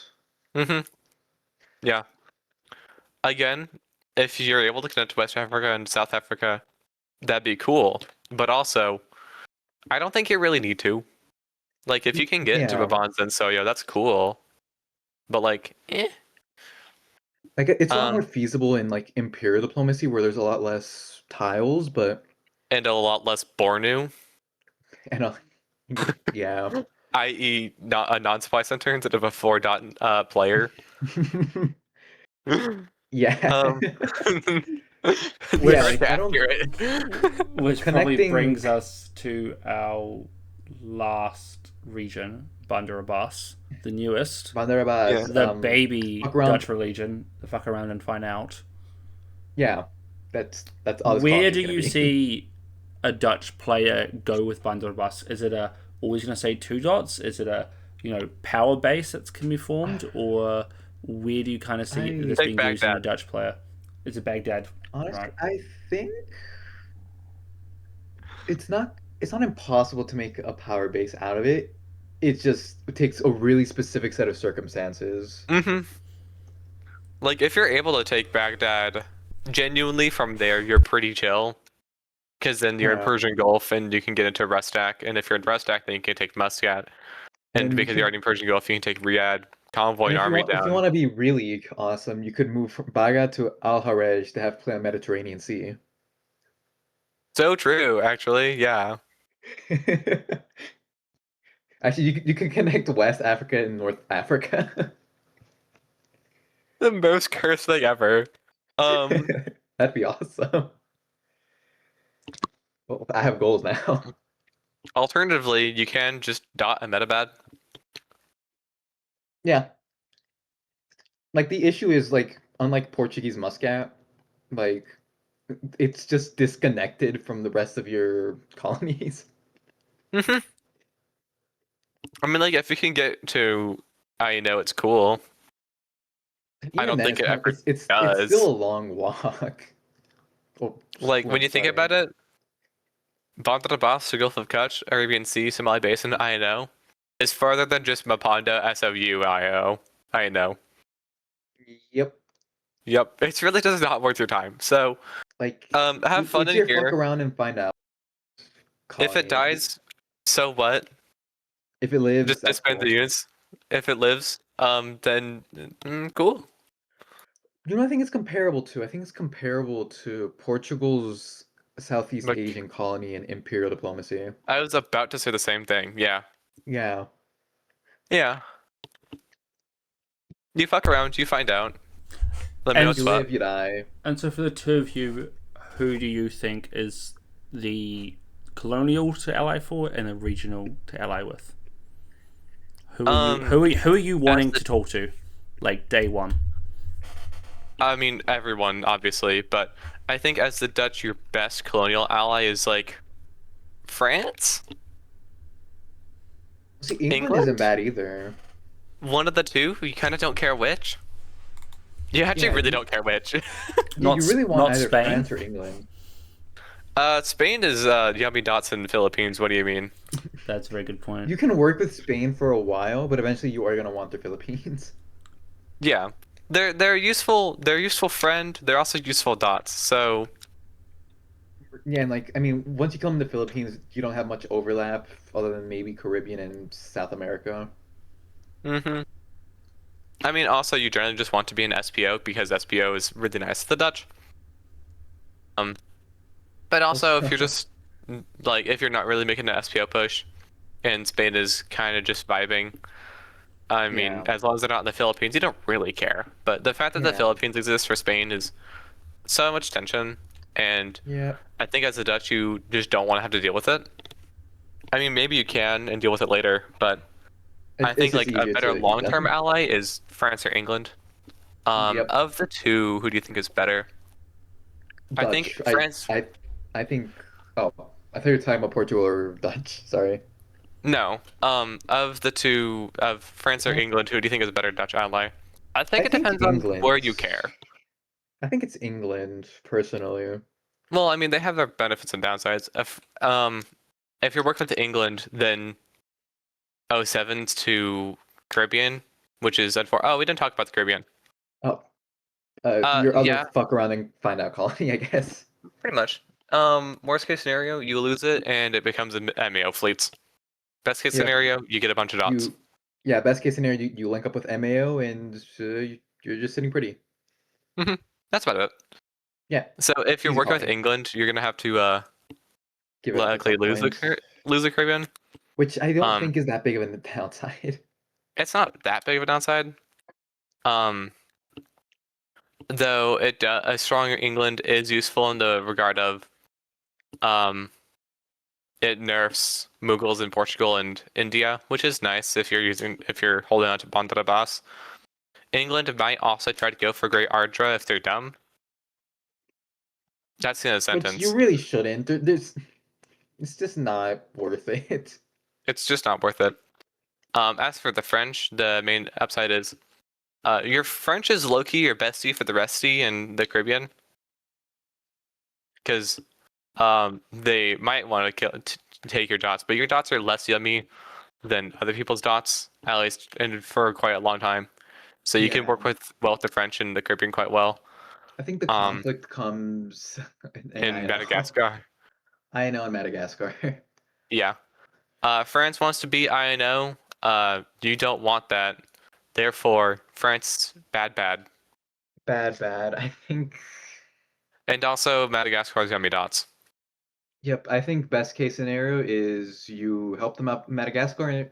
No, you help them in Caribbean. You eat their Madagascar. Yeah. Yeah, Except that's not going to that's the happen because Dutch. Fort Delphine is their The capital for some mortal. reason.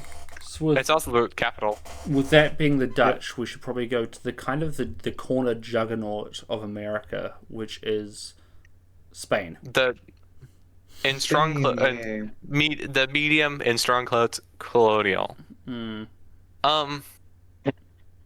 So which colony do we start with? I think let's start with the Philippines, and because that's quite nice, As their best self-contained. one? I mean, it's Start with it's Philippines. it's difficult to We can start with say. Philippines. It's a simple colony. Yeah. It's a simple one. So in the Philippines, you're adjacent to your three best friends. Your three best friends being Netherlands, Portugal, and Ayutthaya, of course. It's pretty good if you can get it to start rolling, ish, and you have the you have a much better capacity to make it start rolling than you do in regular MTIP, because you can flow fleets through SPO and reinforce it. Like I was talking about earlier, regular MTIP, if Spain loses the Philippines, oh no. Anyway, in here, that's like almost a third of your entire empire. It's important. You want to keep Philippines a lot more. And it's also really good just as an expansion route for Spain. Quite long term. In V1, Spain ended up winning, and they ended the game with like all the way into the end of the game with like half of the Caribbean, a decent chunk of South America, but honestly, like half of their dots came from the Oceania. Had dot all the way to Australia. Well, they had Burdick to Hanoi. Yep. Absolutely mental. Absolutely insane. And because of the fact that that's only possible because SPO was able to go in and like help with taking Burdick and then take Danny, Yep. and then eventually when it's to Timor, and once it's in Timor, then you can kill Monado and in Dutch Indonesia, and then you just continue to steamroll up. It's Yep. really good. As Spain, your best strategy is just take over SPO. That's the best strategy. Yeah, that's why I said like, which colony do we start with? Because there isn't really a colony. It's just SPO 1, 2, and 3. You're just the SPO power. Oh, we didn't talk about the best regional alliance for Dutch. Best regional ally for the Dutch. Guarani or Tehelche? Yeah, pretty much. Yeah, just either one. I think you have a slight preference towards Guarani, just because Yeah, Tehuelche slightly gets a bit too much involved in Oceania could be a problem. SPO and SAO for them to be kind of perfect. I mean, potentially. Guarani But if Tehelche is playing more army focused, Tehelche can help you more because they can use fleets to help you against Portugal in a more direct manner. But Guarani is less of a threat to you because they're much more army focused. Yeah. Okay, back to Spain. Back to Spain. Back to the Spain. Other mainland? good Dutch ally, by the way, is Ageron. Anyway. Yes. Back to Back Spain. Let's talk about South America. Welcome to the Line trademark. Well, welcome to hell. Welcome to hell. It's awful here. Welcome to South America. Nothing ever goes right. It's great. It's fantastic. What am I? Panama Canal. Yippee! Yay! It's actually a canal now. Don't worry about the other one you have. Um, It's South America. This is a region the region of of all all time. time. Yeah. Okay, just gonna be upfront with you. You are not growing inland. Just those armies. Well, You can maybe grow, but you can grow. It's just a little rough.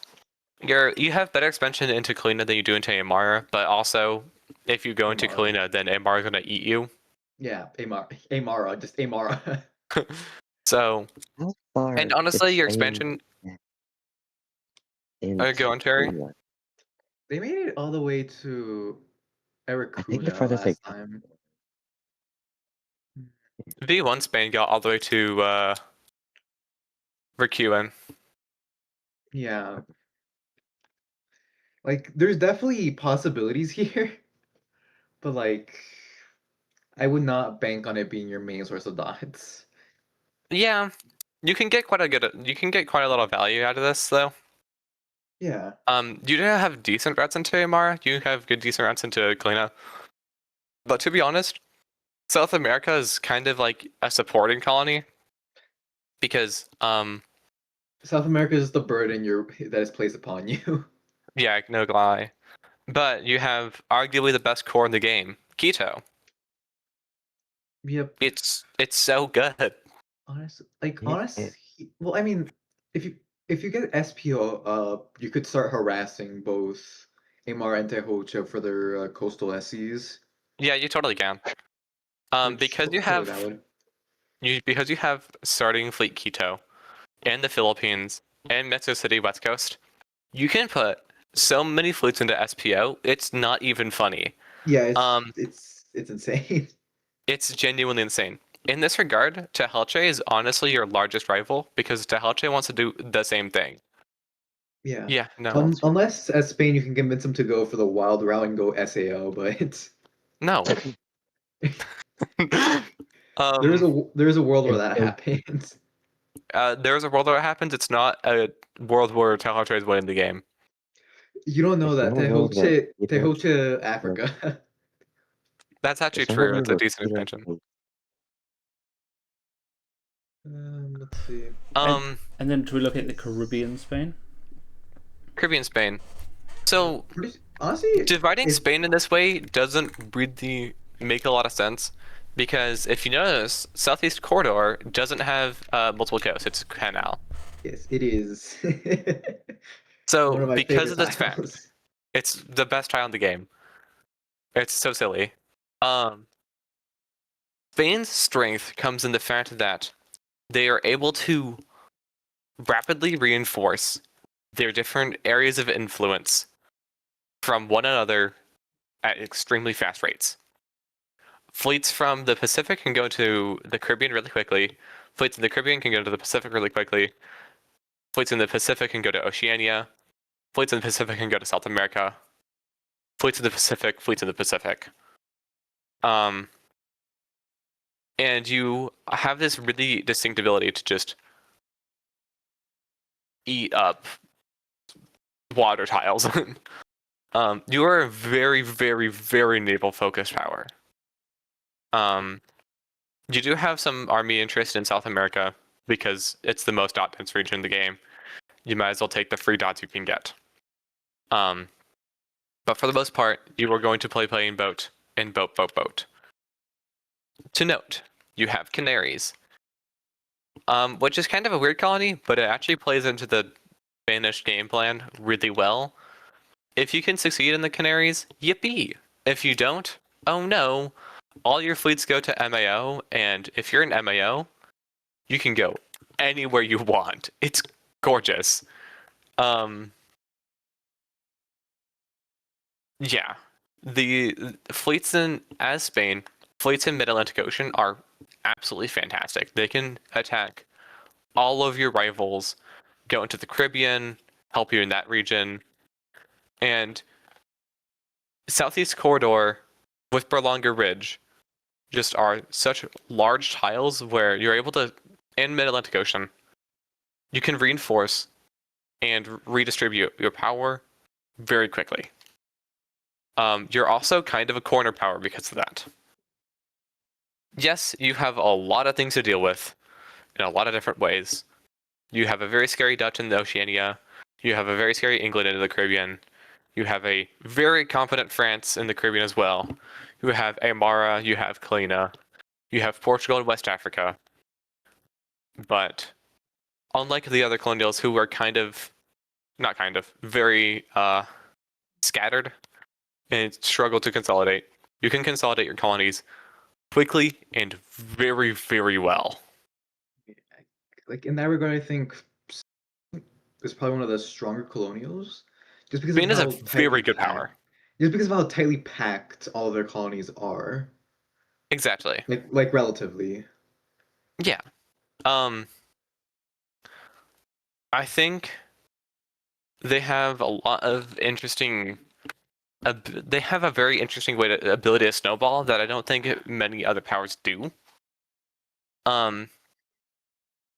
They just have such a unique power identity on this map. I really haven't seen another power like it. Yeah, I really like Spain, how Spain plays in this map. It's very interesting. Yeah, for sure. They're definitely very strong in terms of like their allies. They can kind of work with anyone and also struggle to work with everyone. So just Spain and Imperial Diplomacy. Yeah, so just being a normal dip. As for the best colonial neighbor, Portugal's pretty good. Yeah, Portugal's because of good. Portugal's good. Yes, it means that England's Canaries shaky. is a little rough. But Portugal can help you in Guangxi. Portugal can help you from Timor. Canaries is a little bit rough, but it's okay.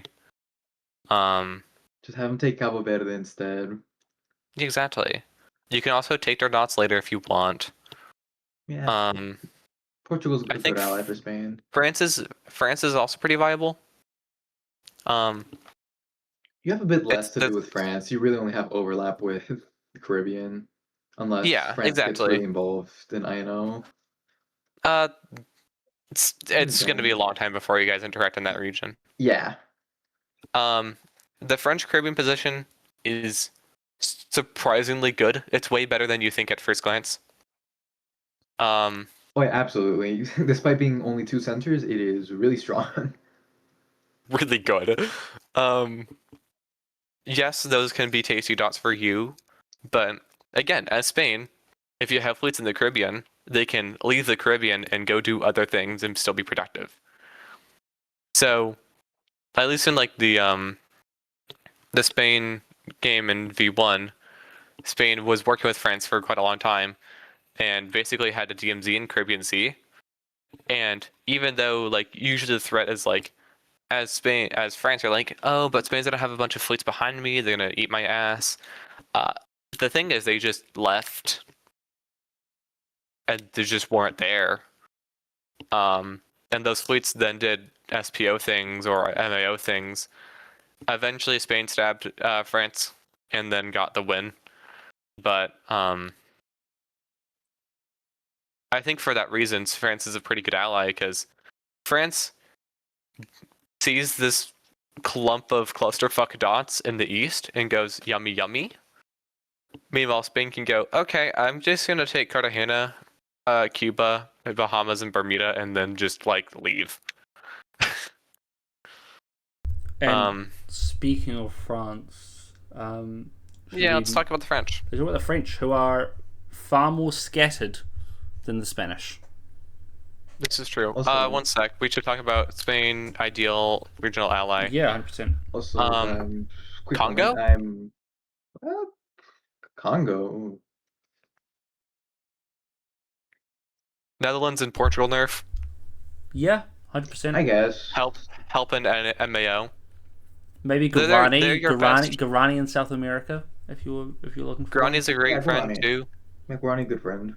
Mughals. Mughals, because it's just a nerf on the colonials for you. Autos, maybe. Autos you kind of don't care about, not gonna lie. Yeah, Yeah. Anyway, let's talk about France. This is about France. Also, Probably one of the also, I need Go to on, leave. Fireboy. I need to wake up early, but it has been fun. Have Okay. Bye enjoy the rest bye. of the discussion. see ya. Have a good night. France, the scattered France. colonial. Indeed. There's something. Let's talk about INO first. I guess. I accidentally Welcome back. joined a theater, so I'm usually on my laptop, so I You're good. accidentally left. Sorry. Anyway, The French INO position is kind of a weird four dot. Kind of. It's weird. I don't know what to say. You have Fort Dauphin and Reunion, which work really well together in Madagascar. Speaking of Madagascar, I made these changes in V1, and Madagascar is such a better region in this map than it is in IMTIP. I'm gonna brag about this forever. Seriously though, look at these tiles. They're so clean, and they're so much better expansion routes. So Fort Dauphin plays towards Madagascar and can play into Seychelles Sea, into take Seychelles, Mogadishu, Marigue. It can also go into Mozambique Channel and go into the Portuguese. Central Terrace is a fantastic province to just be in. So it can make plays from Aponto. Reunion is kind of just build fleets, or if you're the French in this most recent game, support hold yourself in Reunion for no reason, even though no unit tapped it. Yeah. It's getting that it's getting that INO control. Yeah, INO control is really good for you. Reunion can take quite a lot of dots in year one, like reasonably. It can take Bara, of course, via Madagascar Basin, which is just a very nice province to be in. You can also take Aka, or you can also take New Holland. All three of those are pretty reasonable Reunion takes. I think France in this region is really interesting because they have a lot of opening variety, because they have these two INO starting fleets on two opposite sides of it. Yeah, so they have this Madagascar area. They also have more towards India. Pondicherry as a starting army is really fun. You can get chances are you bounce mostly Putnam and Raichur, and then you can take Madurai. But Portugal can support you into Raichur. You also have plays you have plays in year 2 against Portugal, whatever. You also can get into Palakar, which is horrifying. Ceylon Fleet is really great. You can contest Maldives, you can take Madurai, you can contest Andaman, you can take Aka, you can also go INO, go into New Holland. It's a really interesting area. You're quite fragile here, but I think this is kind of a Dutch Indonesia spot where you just build enough fleets and eventually you'll just win. Exactly. It is very much a fleet-based power. Yeah, you build fleets and you eventually just win. I think it's interesting how it plays. You can go into Ageron, you can go into Portugal. Portugal is low-key your main rival as the French. Because let's talk about, well, we should talk about the Caribbean first, because it's their next best colony.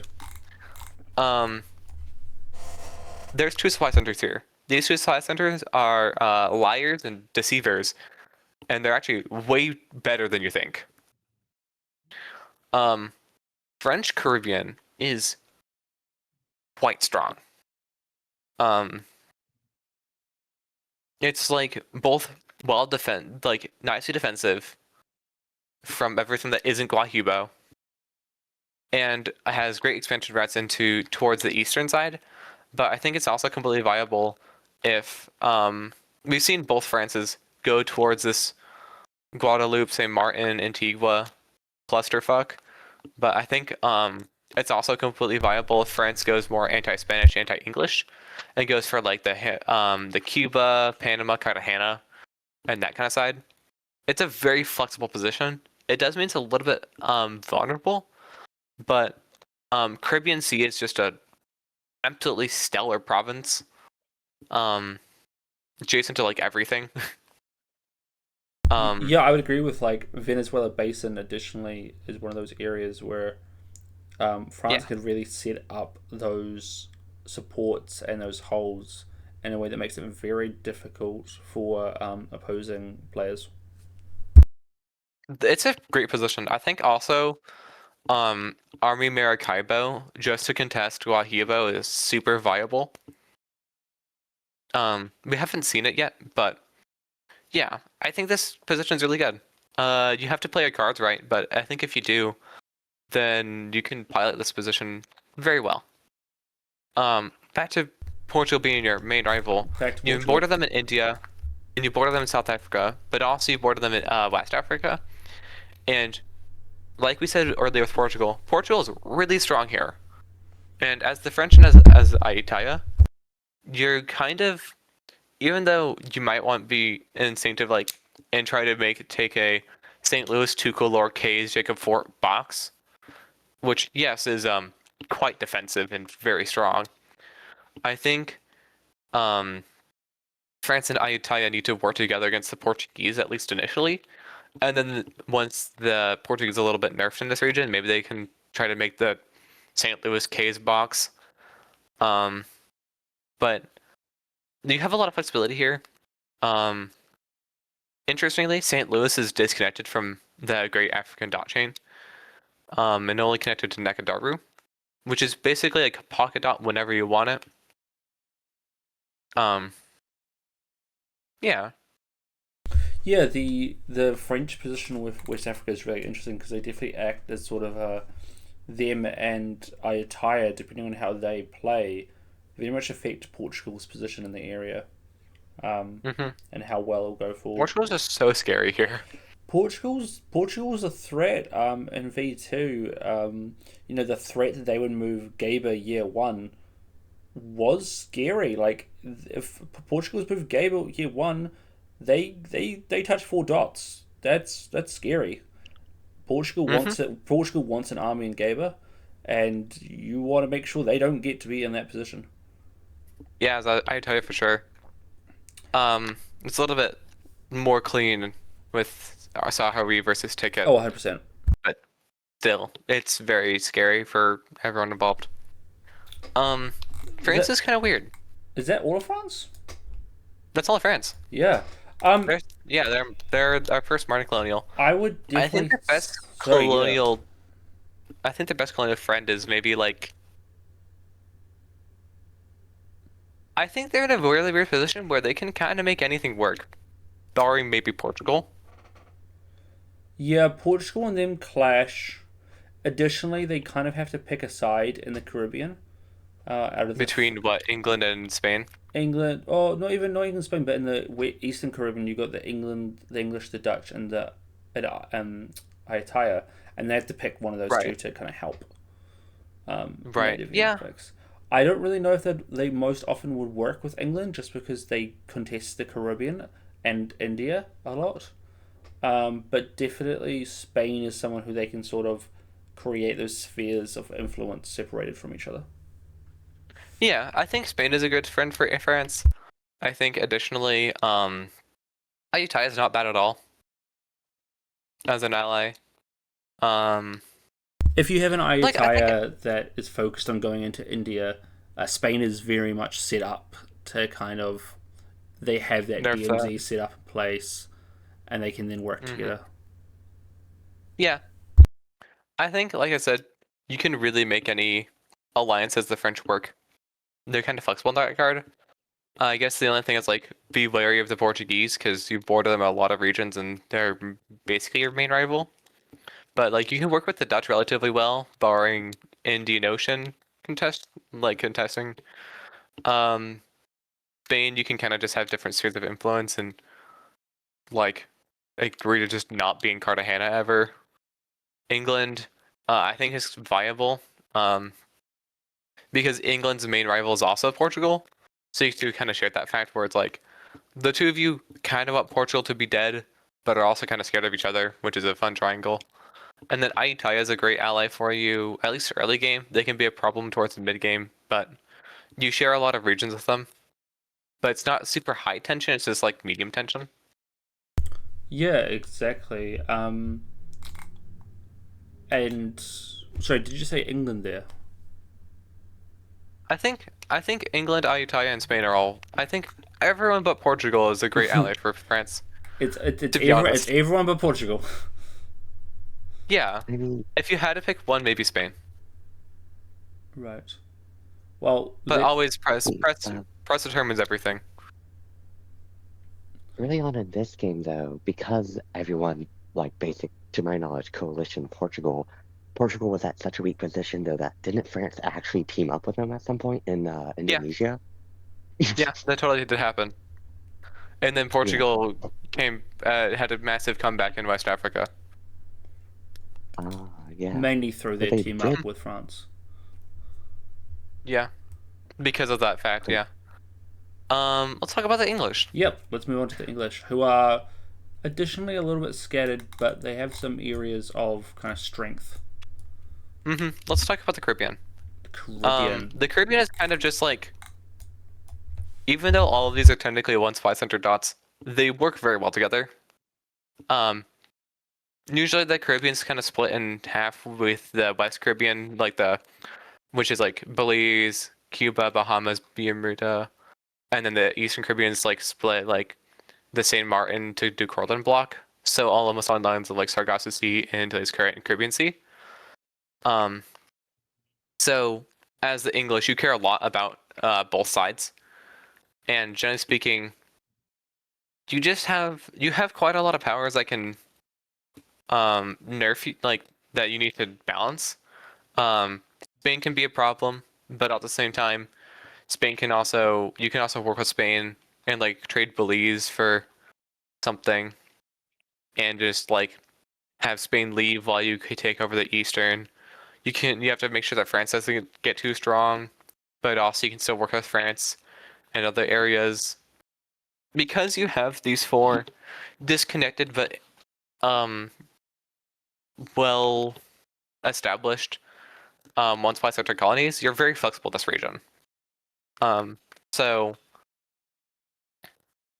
like if you need to make sacrifices for an alliance, I think it's okay.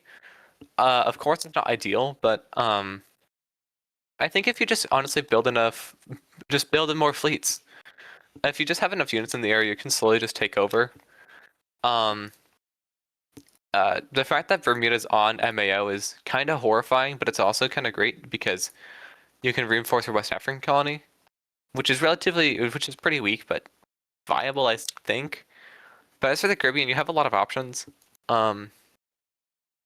What do you think about the Caribbean? I think it's definitely a power base. We've yet to really see a strong England, I think, in Southern Imperial Diplomacy. Yeah. I'm very looking forward to see how the Spain nerf will affect them.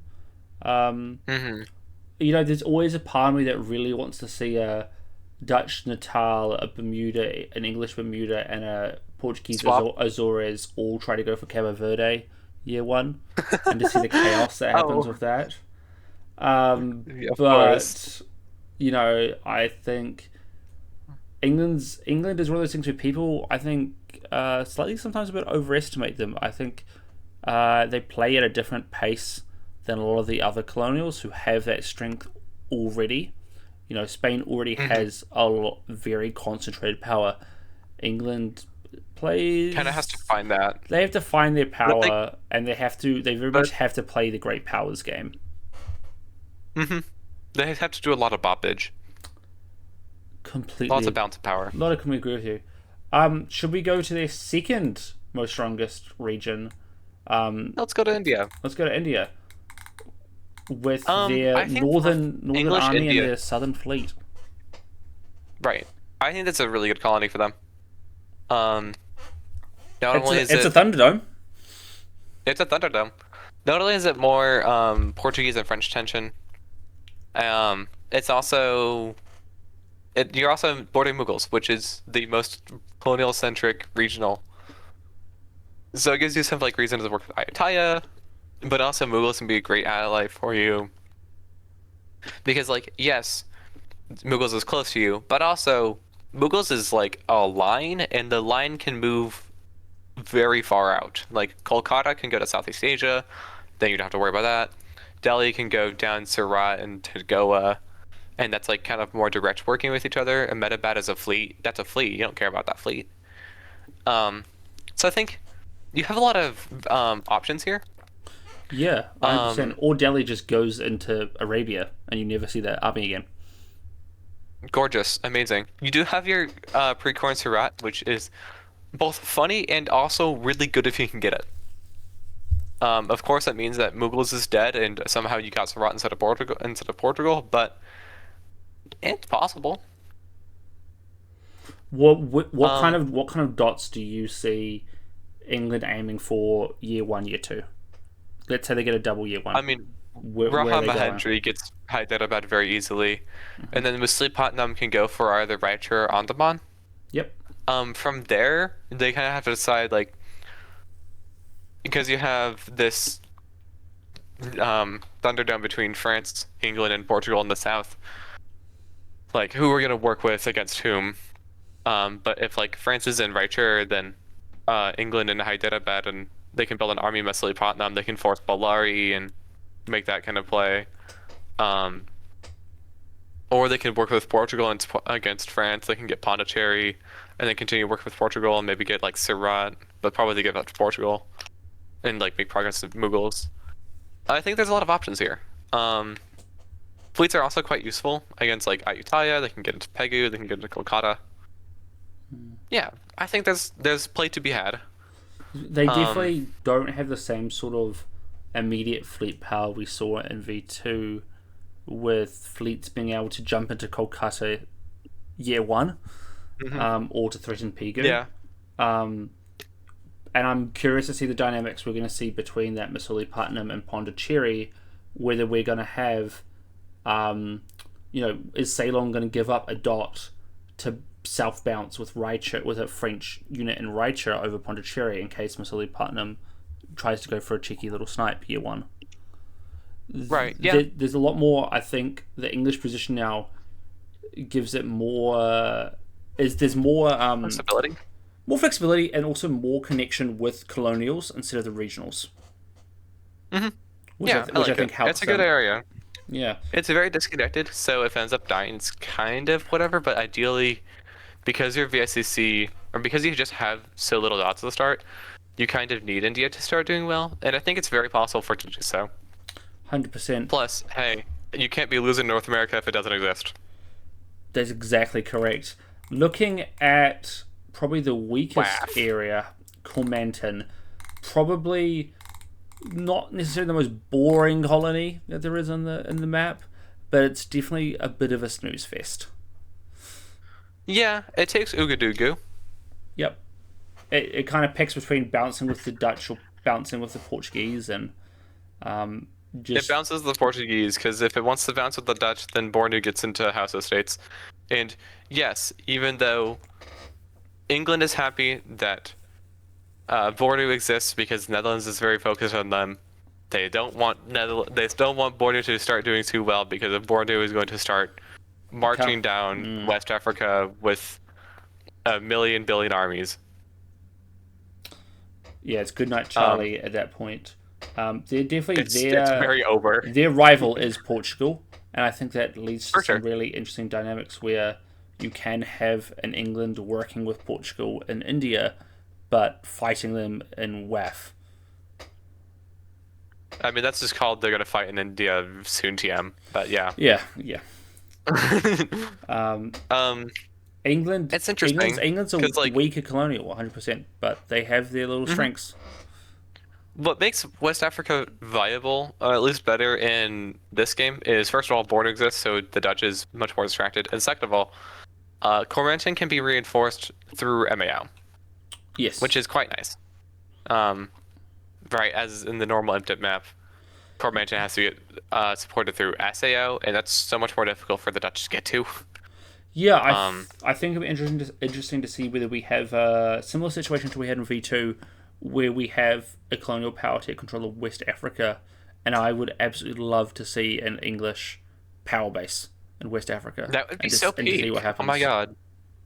Need to actually be really peak. Yeah. Instead of just green from Tangier to Cormanton, imagine if it's Red. red from Cormanton to like Mali and Kindia, blue for like around Cays and Ulata, and then yellow and North Africa. That makes that peak.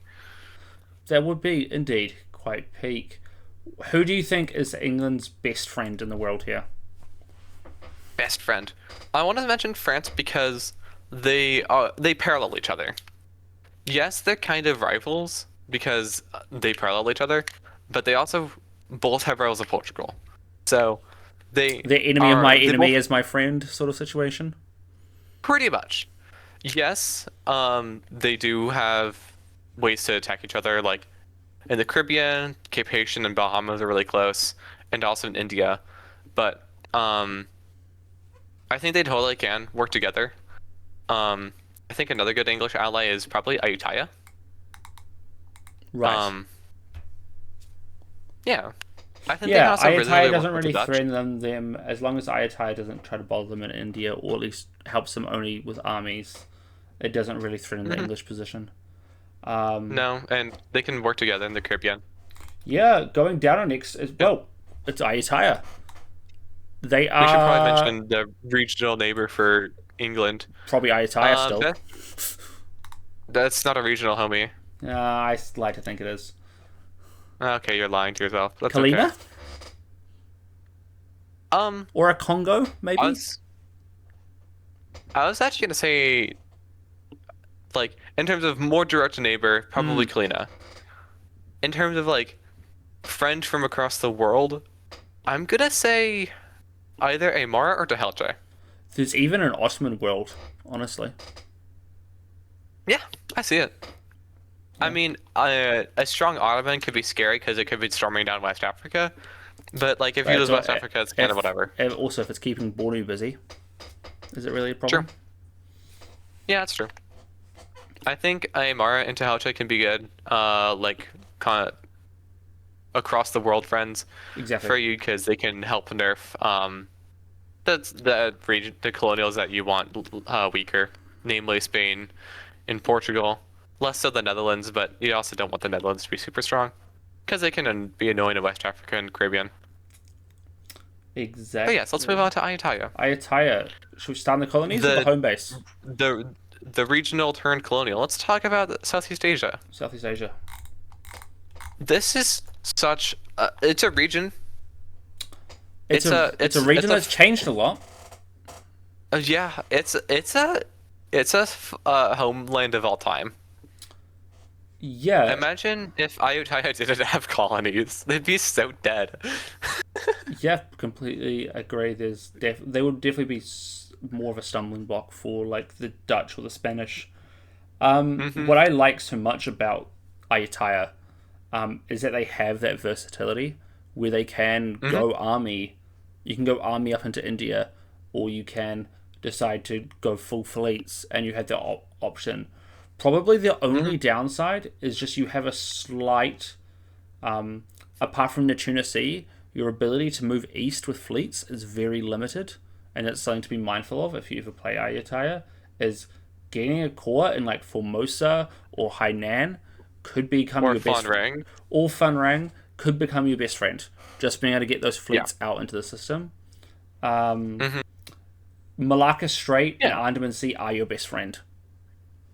They're fantastic. They are the also best Malay is like the best province in the game, low key, in this region. Probably Banjarmasin's up there, and Army in Banjarmasin would probably run it for its money. But a fleet in Malay is got some serious power. So good. It's very good. So the interesting thing about Ayutthaya homeland is you are just so surrounded. Yeah, you have to push into someone, don't you? Yeah, you have Portugal up in Guangxi, you have Netherlands up in Formosa, you have Spain and the Philippines to your east, you have the horrifying Dutch Indonesia to your south, you have French India to your west, you have English India to the west, and you have Mughals up to your north. You have a severe case of Central Power Syndrome, and if you're able to play it, you can do wonders with this power. it's just quite difficult to be able to manage all of those things at the same time. You do have the strength for it, and you do have the versatility, like we were mentioning. Malay being just a fantastic province to rotate fleets around, and on like the dot chain Andaman Islands to Dakota Batu, just so fantastic. Um, it's a challenging position, but you can do quite well with it if you know what you're doing. Once you reach those, there's some certain choke points 100% that have been changed since V2. But for example, if you can get an Ayutthaya fleet into the Bay of Bengal, you can do a lot of damage. You can do convoys. You can support your armies through Kolkata. There's a lot of options that a Bay of Bengal fleet gives you as Ayutthaya, and that's somewhere I think, if you're wanting to play fleet Ayutthaya or an anti-India Ayutthaya, your goal is to get a fleet there because it gives you insane 100%. Leverage. Andaman Islands is also just amazing province. It's critical, but it's definitely one of the more harder things for you to be able to get year one if England is contesting you, or if the French England are contesting or France. You may just want to go down to Archer instead. Okay. Or you can take Pegu. Yeah. Or Pegu for that case. But that's really up to you. Both are viable. Extremely, both are viable. I think Yeah. Very similarly to, I think, Safavids in Imperial Diplomacy, your ability to kick out the colonials from China very much impacts how your game will go. And if you're unable to kick the colonials out, you will struggle to expand, just because those colonial areas, Guangxi, Hainan, Hanoi, Phenrang, if you can't get a good, strong control of those areas, it's very difficult for you to then push on past. Absolutely. I think Ayutthaya is a difficult power because they have this homeland that is, like I said, if Ayutthaya didn't have colonies, they would be so much weaker because they just wouldn't have nearly the amount of builds that not only the builds, but also they wouldn't have the expansion routes. Like you said, you can reach these difficult choke points where, yes, you can break through them, but it's just difficult to do so. But it's just being a colonial gives you so much more leverage on the other colonials that you're dealing with. Speaking of, let's go to the colonies. WAF or Caribbean? I think Caribbean's better. I think Caribbean, you are sitting in a pile of dots and your job is to make it a fortress. Correct. Like we mentioned earlier, if you can get Martinique, Tobago, New Courland, and Aves Ridge, you are a box. And from there, you can do wonders. The difficult part is getting Martinique, Tobago, and New Courland, because England and Colina and France all have interest in those dots. And you kind of have to fend for yourself. Yeah, I remember. But if you just build enough boats, just more boats, all the boats. You can make one a year, but you can just make more boats. I mean, you can get a lot of progress. You can get a lot of boats out though. At the end of the day. You can 100% get a lot of boats out. I think the main priority of V2 Ayutthaya for us was we were just every single year. It's not necessarily what dots we can get; it's how we can get the Barbados build out somewhere else. Because once you can start pumping fleets out, you can really start power projecting. And I would love to see an Ayutthaya where we get more Ayutthaya and Mao. That's definitely something that I want to see in V3. That would be amazing. It really depends on how it goes. That's partially because going across the pond, I think it's because in V2, Ayutthaya struggled to do well in West Africa because they were locked into a forever war with France. Yeah, 100%. I think, yes, France can be an issue for you later, but I think Portugal is a much more pressing issue for you immediately as the Ayutthaya. Yes, you can make plays for Nakadaru or NKs, but it's just a little bit rough. I think this colony is interesting. If you're able to make sure that Portugal isn't going crazy in the region, and you can get a step ahead of the French, you can get a lot of work done here. It's also great, like, if you're able to just get, like, the box of St. Louis, Tuchel, Arcades, Jacob Fort, it's hard for you to get broken into, and you start pushing out. Alternatively, you could just build fleets and bring them to MAO, and then reroute your MAO fleets into like Guyana Current, St. Marcos Bay, Montserrat, St. Barthélemy, Sargasso Sea, that kind of region, and back into the Caribbean. So I think your two colonies are able to play decently well together, assuming that they both do well. It's just your homeland is so disconnected from them, there's not even any possibility of connecting them. Yeah, Which I think exactly. accurately reflects Poland in regular diplomacy. Like, have you ever seen Poland connect their colonies with their homeland? No, normally because It's actually been done before. Oh, actually, yes. It's actually been done before. Yeah, it has. You'll have to Was send it me done that through later. the Med? It was done through the Med. Okay. Intriguing. Best That colonial sounds like friend. they want. Yes, they did in fact win that game. Wow. Crazy. The best colonial friend for Ayutthaya. There's a couple of contenders. You played IU. I played You IU. played IU. I would say, honestly, the Dutch are your bestie because you barely compete with them. As long as they stay in the south and they're willing to go at Formosa, you can kind of work together. There's not much contention. Other than that, France and England, you're both contesting Andaman Islands at the start. So unless you can make a deal with them at the start, it's a bit more difficult to get that positive relations. Spain, additionally, they're in the Philippines. You can work with them, but at the same time, the Philippines is very yummy. And it's hard to say Philippines are no. yummy dots. And you kind of don't. There's not many reasons for you to work with Portugal. If Portugal kind of, if Portugal does not become a powerhouse in India, they do become your ally. But once again, it's sort of that thing of you have that unit in Guangxi, and that becomes a question. In V2, for example, we offered to trade Jacob's Fort in West Africa for Guangxi with Portugal.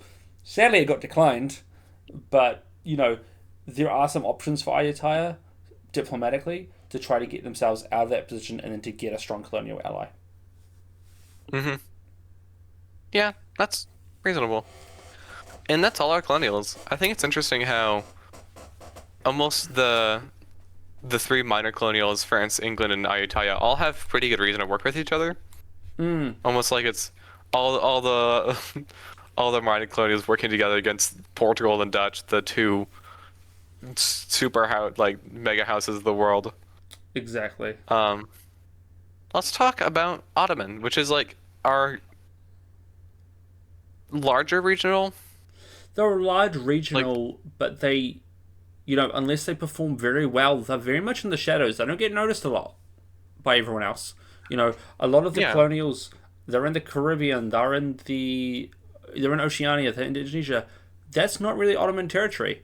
But if you're Abyssinia or Bornu, you're watching north, year one. You don't really are too bothered by the south. You're watching north. Oh, and at each other, but yes. And at each other. But mainly at north. I think the Ottoman position's interesting. Yeah. Because you kind of have 4 regions of interest. You have North Africa with Fleet Tunis and the Tangier, Rabat, Marrakech, W area. You have a little bit of interest in West Africa with Tripoli walking down to Timbuktu. Though, you don't have to go far into West Africa. You can just go into Timbuktu and then stab Bornu via Agadez. But still, you're in Timbuktu. You have this, northern Africa position between Abyssinia, Bornu, and yourself, with, all these supply centers like Ruseva, Beha, Wadai, Harara, Darfur, and Sennar. And then you also have Arabia, so you have, Baghdad and Mecca working together to take, Riyadh, Sana'a, and then maybe you can go for, Bandar Abbas, Muscat, Maha, Aden, and then Mekelle or Sangli push out that way. But it's a really odd position because you end up with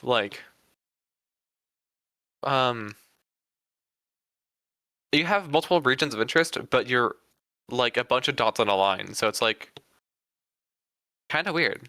You're like Mughals. Yeah. You're like Mughals almost, but you're just a bit wider. Honestly. Yeah, you're just Mughals, but twice as large. Twice as large. Where do you think are those year 1 dots you want to be aiming for if you're playing Ottomans? Tangier, Timbuktu, Rusafa Beha, though you should be supporting yourself into Wadai to deny border the dot. Unless you're working with them. But also if you're working with them, while you're in the double, low key. Riyadh Sanaa. You have a pretty safe double. Yeah, unless people want to kind of not work with you, it's very difficult for Ottomans not to kind of expand at the start. With the addition of Bandar Abbas, how do you see Eastern, how do you see the Arabian area for Ottomans change? I think Fleet Baghdad is better. Right. So you think Baghdad gets into Riyadh, and then you build that fleet. You build that fleet in Baghdad. I mean, it's up to negotiations. If you think you can work with the Dutch against the Portuguese here, then you don't build the fleet, you build an army, and then you push Riyadh into Datar as they get into Strait of Hormuz, and then you make place for Restak. If you think that you're not going to work with the Dutch, then you build a fleet. Right. Or if you just, yeah. I think you have it's a very interesting dynamic here where it's almost like 4 1-dot colonies, because Mecca can't really help much unless it built an army, but if it's building an army, it's not building a fleet against Abbey. The 2 1-dot colonies here, even though Yesko and Cochin are here, but they're far enough away.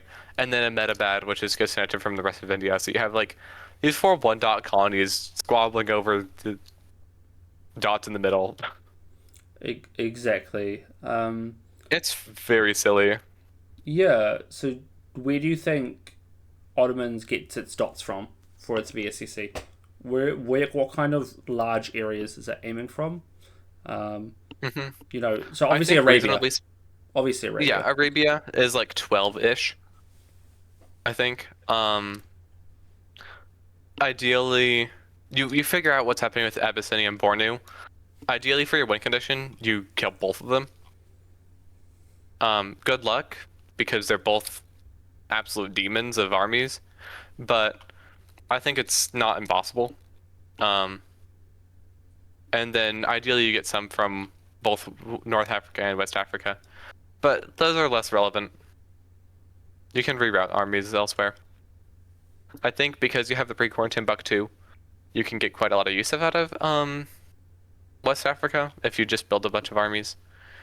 I mean, and the Ottoman win in V1, which, mind you, Bornu wasn't a thing, so this is quite dated. They had basically all of West Africa, most of the Horn of Africa, Arabia, and then they had India because Mughals wasn't a power. So adding Mughals, adding Bornu, reasonably speaking, they can take Arabia, Abyssinia home supply centers, Bornu home supply centers, maybe down to the basin, but not much farther than that. And then West Africa. That's probably their supply centers. Right. I think in this way, at least early game, Ajuran and Congo are probably your best friends. Okay. Just because they're contending with your rivals.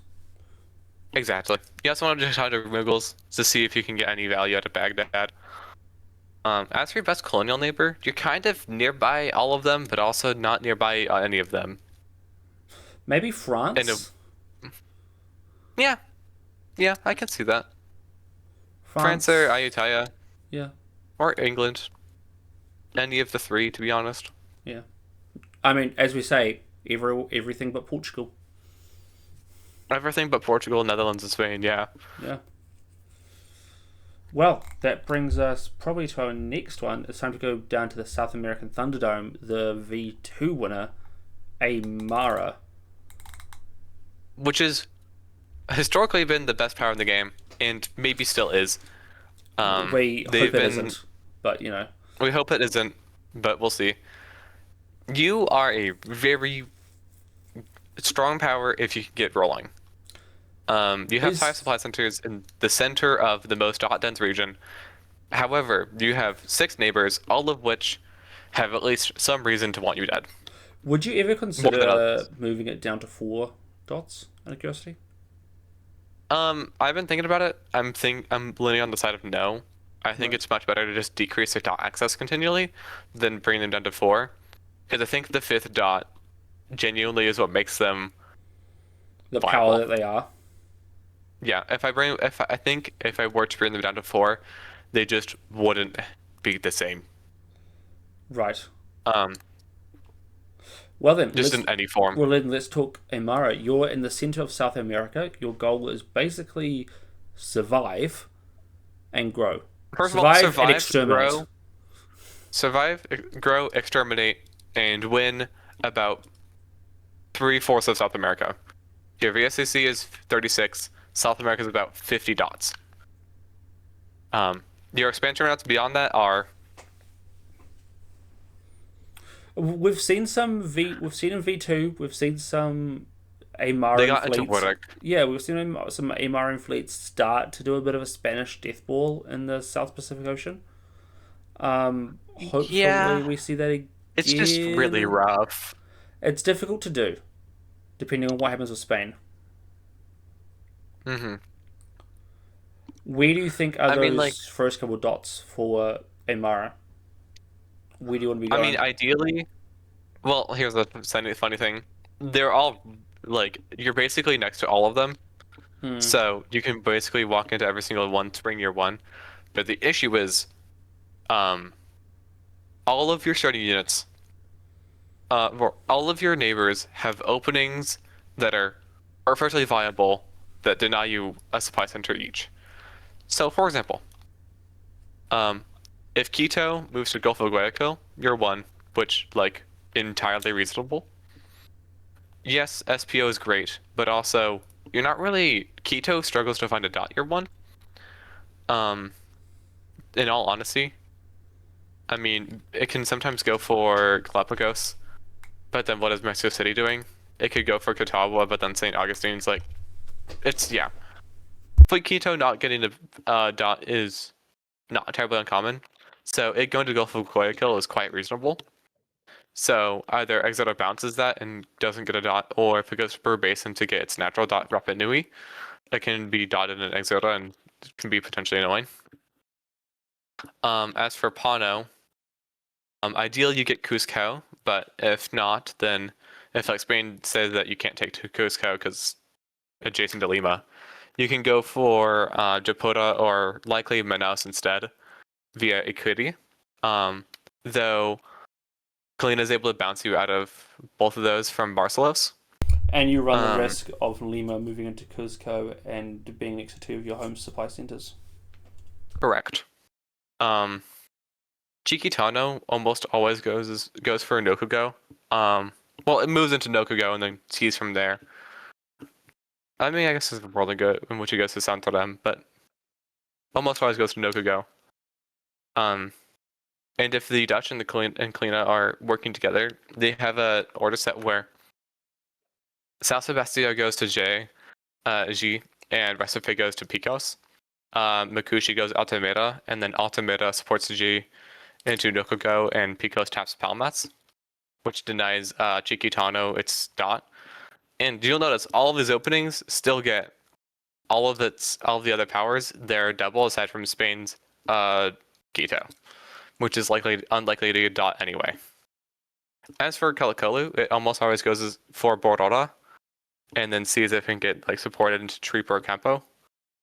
Though if Guarani and Portugal working together, then Minuan can go to Tripa, Sao Paulo to Campo, and then they can support each other into Bordora, and then you're denied a dot in that space. And then we already talked about this opening when we talked about the Telche changes. Chapaya can go to Rincolche, and China can go to Mapuche and Makota to Henia, and then Mapuche gets supported into Rincolche.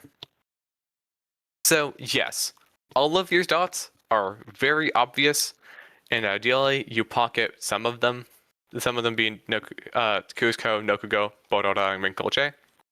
But all of your neighbors have perfectly viable openings to deny you those dots.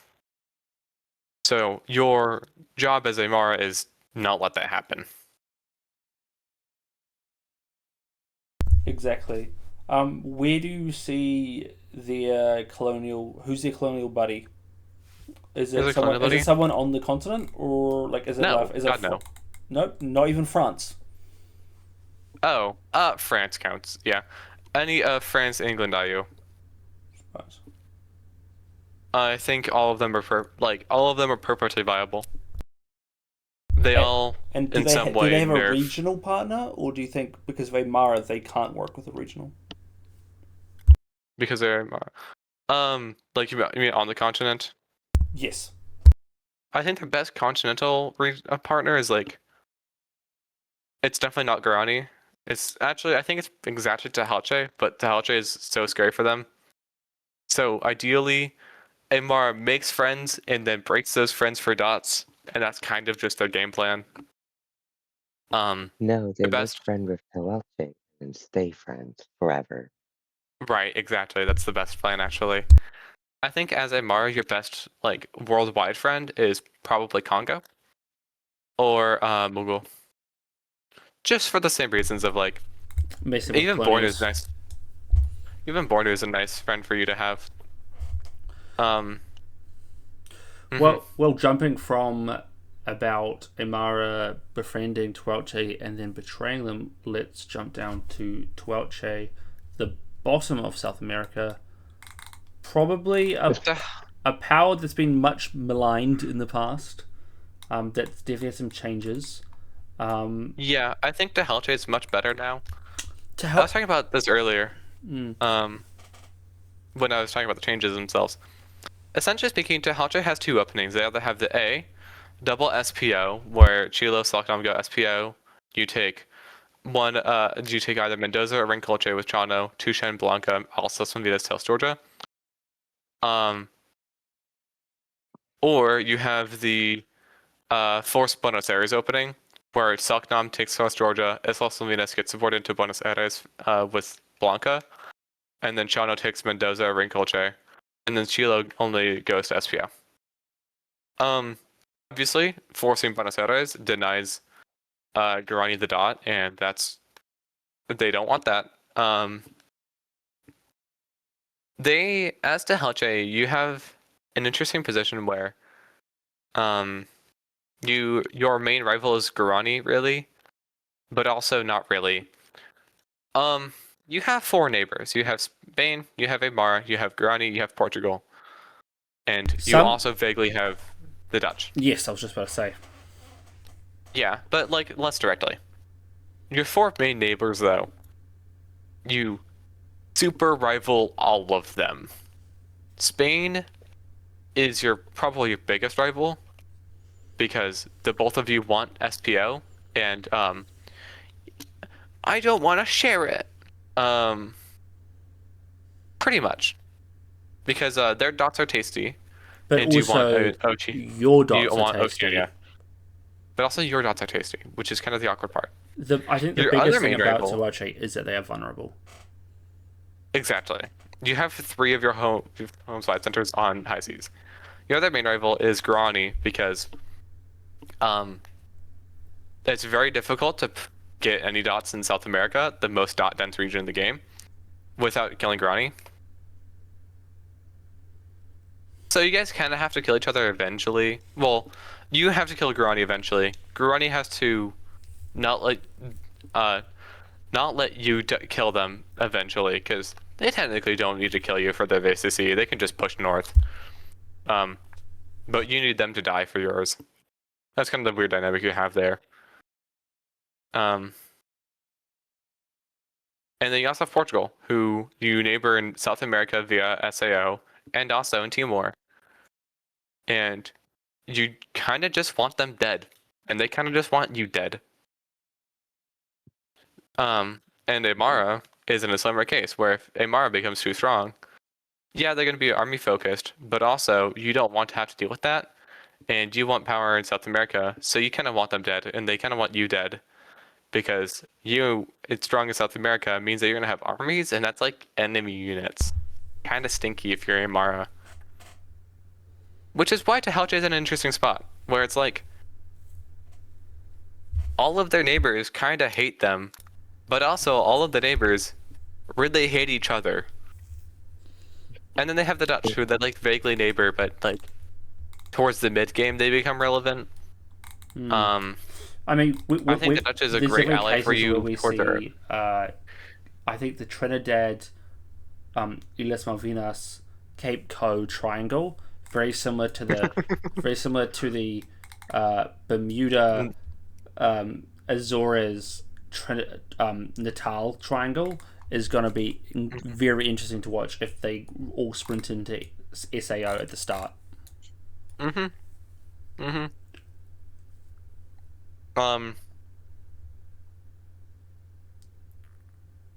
Yeah, Talent is interesting. Who do you think is I their think colonial buddy? early game, Netherlands for sure. You're able to work with the Dutch really, really well and really closely whilst getting kind of out of each other's hair. Towards the late game, it becomes a lot more awkward and where Talge is going to get their dots, because like it's going to be hard for them to expand into Oceania if the Dutch are super strong there. It's going to be hard for them to go to South Africa if the Dutch are there. But they still have South America as a major expansion route, which isn't a huge Dutch expansion route, so it's not a huge issue. It's just kind of awkward. I mean, also Tehalche Caribbean is 100% possible and has happened. Yes. If you count one fleet, it has happened.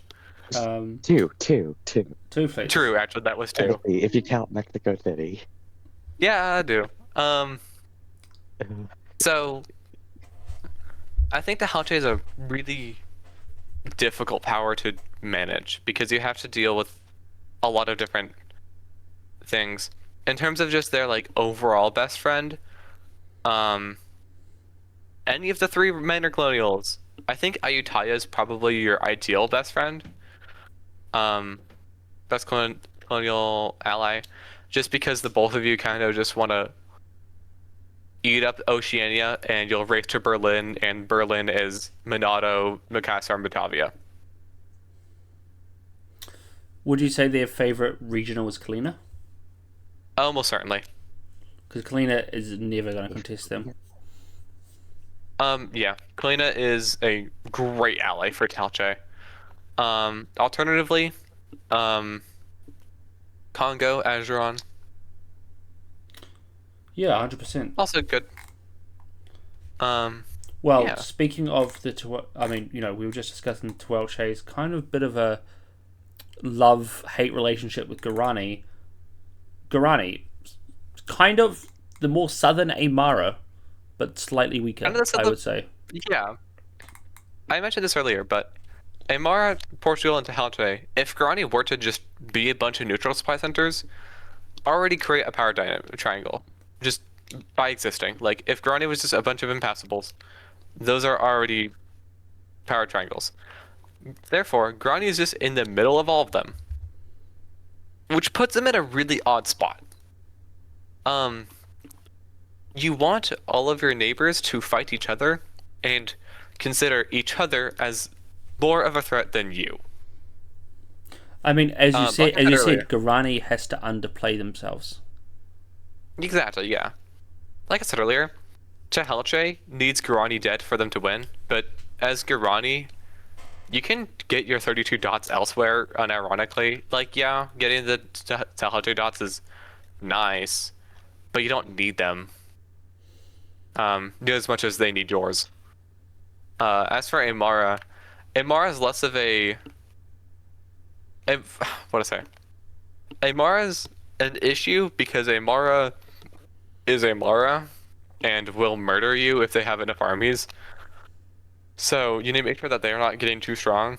And then similarly Portugal, now that they have Trinidad and they have fleet control, they're into Punicum, they can get to Rio de la Plata, which is an issue.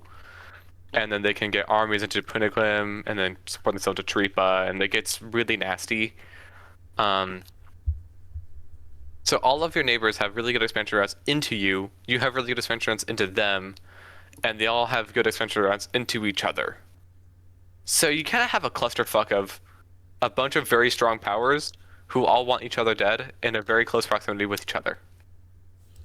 I see. Who I mean, so I guess the Guarani start, right, as we discussed when we were talking about Aymara, it is Henia, Buenos Aires, Tupiniquim, and Chiripa, correct? Almost certainly. Right. Makot and Chapai can arrange a bounce in Loviola, alternatively to them taking the dot, which I think the bounce in Lol is a little bit. It's better for Aymara because Aymara is likely doing that arrangement with the thought that Chano is going to Mendoza and it's about to bounce Makot out of Henia. So the world in which Aymara asks for bounce in Loviola is likely a world in which Tehelche has told them that they're going to force Buenos Aires, and then the two of them deny Guarani both Henia and Buenos Aires from by both of those, and then likely in that same world, it's basically just the three powers working against Guarani and just immediately murdering them, and then figuring out what they're going to do with each other later. I mean, I gotta say, is there ever a world where we see a Chono into Mapuche? Chano to For a year one? Yeah. That's the other world. The other world is they move Rincolche and Henia, and Chana moves Mapuche, and then Henia supports Mapuche into Rincolche. And then you have So a basically- Chilo and Roggeveen basin, which skiers. It doesn't have to do that, to be honest. It No. can just go into SPO and then build a fleet and then go into Ragaveen a year or two. It's almost better for it to be an SPO because that way you can go into Rapa Nui without being suspicious. I see. So, Guarani. Bit surrounded. You don't need to kill Tuache, but you want to keep them down. You don't want them to start getting a bit uppity. They're not friends with Portugal, much like most powers on the map. Who is their colonial best friend? Probably Spain. Probably Spain. Just because they both can work together against Aymara. And Talche and Portugal. Yeah. And the regional. Alternatively, the Dutch. Right. I mean, I think the greatest thing about Guarani is that it's not connected up to a high sea tile, so it doesn't have that vulnerability. You're a bit more sheltered, I think. Mm-hmm. One can only imagine a world if Aymara was connected up to a high sea tile.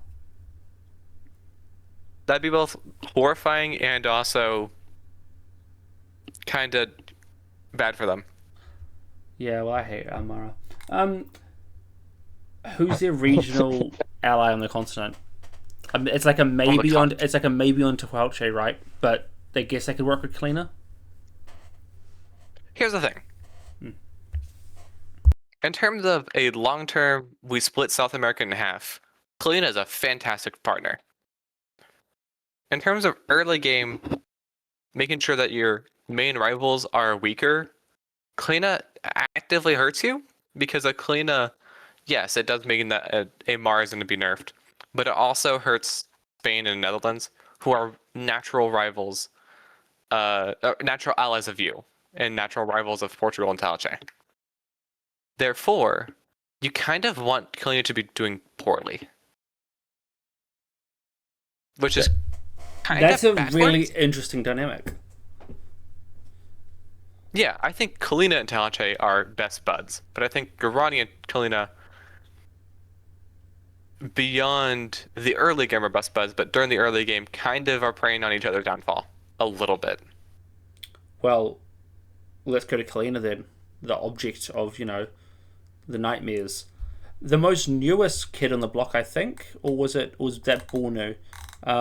Kalina is the newest. Well, Kalina is a Southern Imp Dip special. Very much so. We should probably mention Guarani's probably best regional Yes. neighbor worldwide. It's almost certainly Azeron. Azeron's a great regional friend who nerfs Portugal. You want Portugal to be nerfed.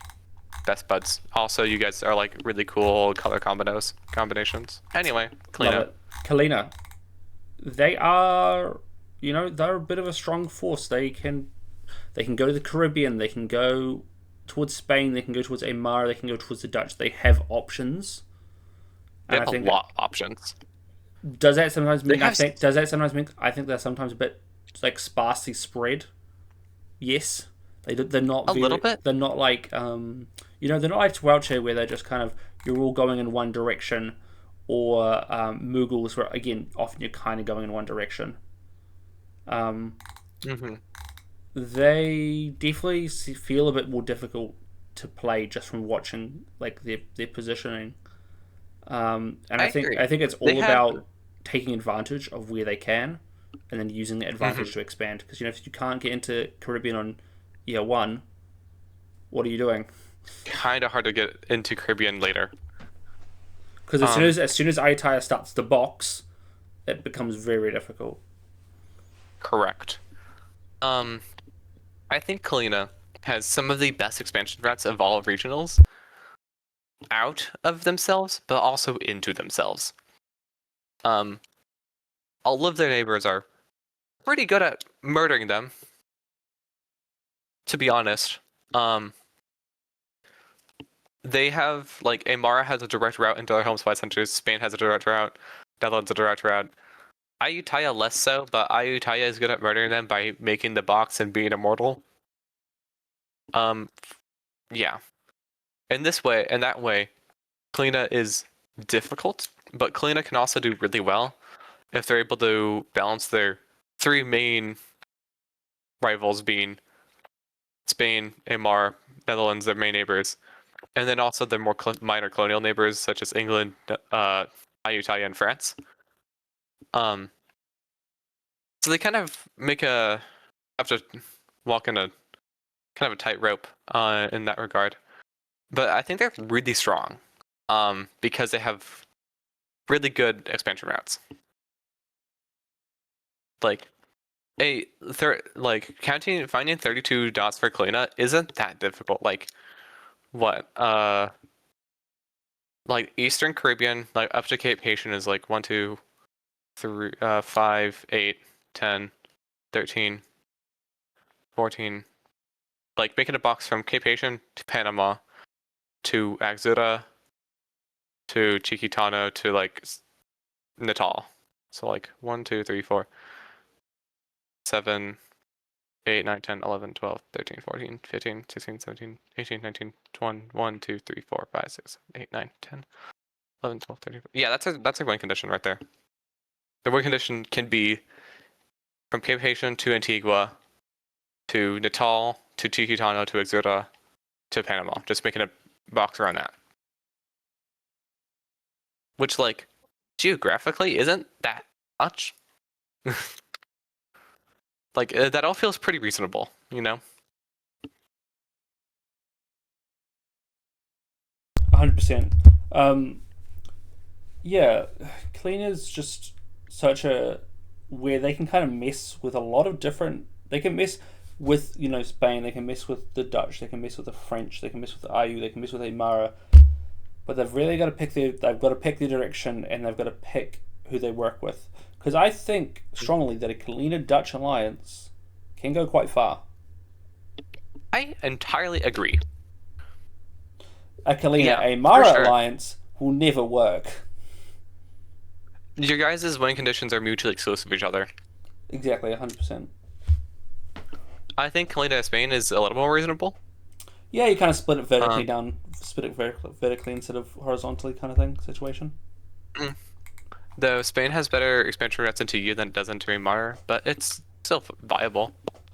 See, I think a pairing that would work quite well is Kalina England. I'm really not opposed to that. I mean, the issue is like, if England becomes too strong in the Caribbean, can you get expansion? But I guess if they're getting their dots in the Caribbean, then you just get less dots in the Caribbean, focus South America. That's why they're flexible. Yep, Kalina's that really flexible state where you can do a lot of fleets or you can do a lot of armies. It's really up to kind of you how you want to play it. You probably want a lot of armies though because Aymara exists. Yeah. It would be interesting to see a game in which Aymara doesn't do super well and how that ends up evolving. See, I have a strong suspicion they'll end up with a Spanish juggernaut, but that's just a V1 history reference. Well, I think their best colonial neighbor is as we've said, it's either Guarani or Tehuelche. Colonial neighbor. Oh, colonial neighbor. Maybe France. Portugal? Portugal's France a or solid. Portugal? Portugal's a solid maybe. I think. I think it's France or Portugal, which feels really wrong to say because Yeah. those are direct rivals of each other. But And I think it's true. As we've said, everything but Portugal. Or the Dutch. Everything but Portugal. Or the Dutch is, I think, viable. I think the Dutch It's and just Portuguese. hard. Or Spain. It's just hard to make really good friendships with your direct neighbors because you guys are so scary of each other. As for best regional neighbor allies, it's Tehuelche. I think again as Kalina, you're kind of preying on Guarani's downfall because yes, a strong Guarani does help nerf Aymara, but it does also mean that Portugal's going to be weaker. You kind of want Portugal to be stronger to nerf the Dutch and the Spanish. It also means it's weaker to Tehuelche, which is again strengthening the Spanish, the Dutch, and the Portuguese. So kind of preying on Guarani's downfall. I think you'd much rather see a stronger Tehuelche. But I guess as long as the Guarani kind of assumes the position of Tehuelche, it's okay. Just maybe not ideal. Yeah, as for distance makes the heart grow fonder, right? Exactly. As for cross-continental, probably Congo. I think Kalina and Congo could meet up and kiss in Middle Atlantic Ocean and make a lot of progress together. Kind of 100%. working together, but kind of working alongside each other, but also kind of working independent of each other. Exactly. They can very much do some anti-colonial shenanigans together. Agreed. I mean, to go to probably one of the most anti-colonial regionals in the game, it's got to be Congo. They do not like regionals at all. They do not like the colonials. This is very true. You said regionals. I don't know how you said that. I can't speak English. That's fine. It's okay. You're Kiwi. 4 dots. They're pretty much the same size as Ajuran, Bornu, and Abyssinia, but they occupy very different. Basin. Sorry. The basin. The basin. Smaller now. Let's talk about the clothes, though. Yeah, 100%. You're totally right. I think Congo, in order for them to do well, they need to kind of take over the Dutch West African position, the Portuguese South African position, and probably the Dutch South African position, but it's less necessary. I think a strong Congo is just a power that really wants to see Netherlands and Portugal fight. Absolutely gorgeous, amazing, beautiful if that happens. Though it's just trying to manufacture a situation where that happens. Yeah. But I think they're quite viable, really. It's just they're so scared of Netherlands and Portugal because not only are they neighbors directly on the continent, but also through MAO and SAO. Just horrifying if you're the Congolese. But they have quite good expansion routes. Speaking of expansion routes, the basin. The basin. The basin. object of any kind of African regionals kind of nightmares. Yeah. This is very much now just African regionals. I think Portugal ideally gets an army into the basin and starts finding out, but most of this is just going to be how the 4 regionals fight each other. It's kind of hard to fight across the basin, so Congo and Abbey struggle to fight each other, but it's a good way to go into your fellow neighbors in kind of a non-conspicuous way. So almost you can go into the basin and no one would assume it as a stab until you're in Rendia, in Bakassa, in Banyuro, in Turkana. So it almost gives them too little of a reaction against it. I think it's a good dynamic. Yeah, it's interesting with so many dots surrounding the basin. It's only 4. Well, not even dots. Sorry, I mean like just territories. Yeah, There's that's a true. lot of we saw a lot of supports, a lot of holds, a lot of I think it's taps. And it'll be yeah. interesting I to see think in how that supporting in the changes with less basin. spaces. I think supporting something with the basin is generally just not good tactics. Mm. Generally, you want to be supporting out of the basin. So, pro tips to any Future. Bornu, Abyssinian, uh, Gujarani, and Congolese players, um, stop holding the basin. Stop doing it. Go into COB1, and then Army Banda, Army Mandara support COB1 into Bikasa, and then Use Army it. Mongo Use it to kind of backfill use it to COB1. kind of ladder your way up. Whoa! Yeah. Also, yes, tap the other ones. Tapping is almost always better than supporting, and especially with high seas. Regardless, I think Congo has one of the better positions on the basin. Um, and I think It's that got Jenna just puts. like if I was going to describe it, I'd say it has space, which is something that not a lot of other states have. It feels like it has space around it to grow naturally compared to, Bornu's in the middle. Abyssinia's blocks on all sides, but Congo can kind of stretch a little bit. Yeah, Congo can stretch. Speaking of the other African regionals, hold on, we should do Friends of Congo. We Friends could. of Congo, colonial friends. Any of the colonials are not nearby, so IU? probably best friend is IU or Spain. Yeah. France is good. Yeah, Maybe France is good too. England? Maybe England. Maybe England if you want to do some anti-Dutch or and anti-Bornu. Yeah. Genuinely anyone but Dutch or Portugal. I mean, yeah, I think we really have to amend that anything but Portugal to be anyone but Dutch and Portugal at this point. That's pretty accurate. And in I terms of think regional, I think Ajuran's the best regional neighbor. early game I tend to agree. Towards the mid game, I think Azeron is tasty dots. In terms of like intercontinental friends, Amara's great. Mughals? Tehelche's great. Mughals is fantastic. Yeah. I Probably think it's Kalina probably as well. In the list yeah, there. I tend to agree. Yeah. It's almost like all of the colonial centric regionals tend to like to work Gravitate. with each other because Yeah. they share the same colonials. That's Wow, kind isn't that of crazy? that's kind of crazy. Well, I mean, let's just start rotating around the basin. Bornu. Azeron. Oh, Oh, went clockwise, anti-clockwise doesn't really matter. Let's go back to we're going Azure. anti-clockwise because that's our order. That's how we roll. All Azeron. right.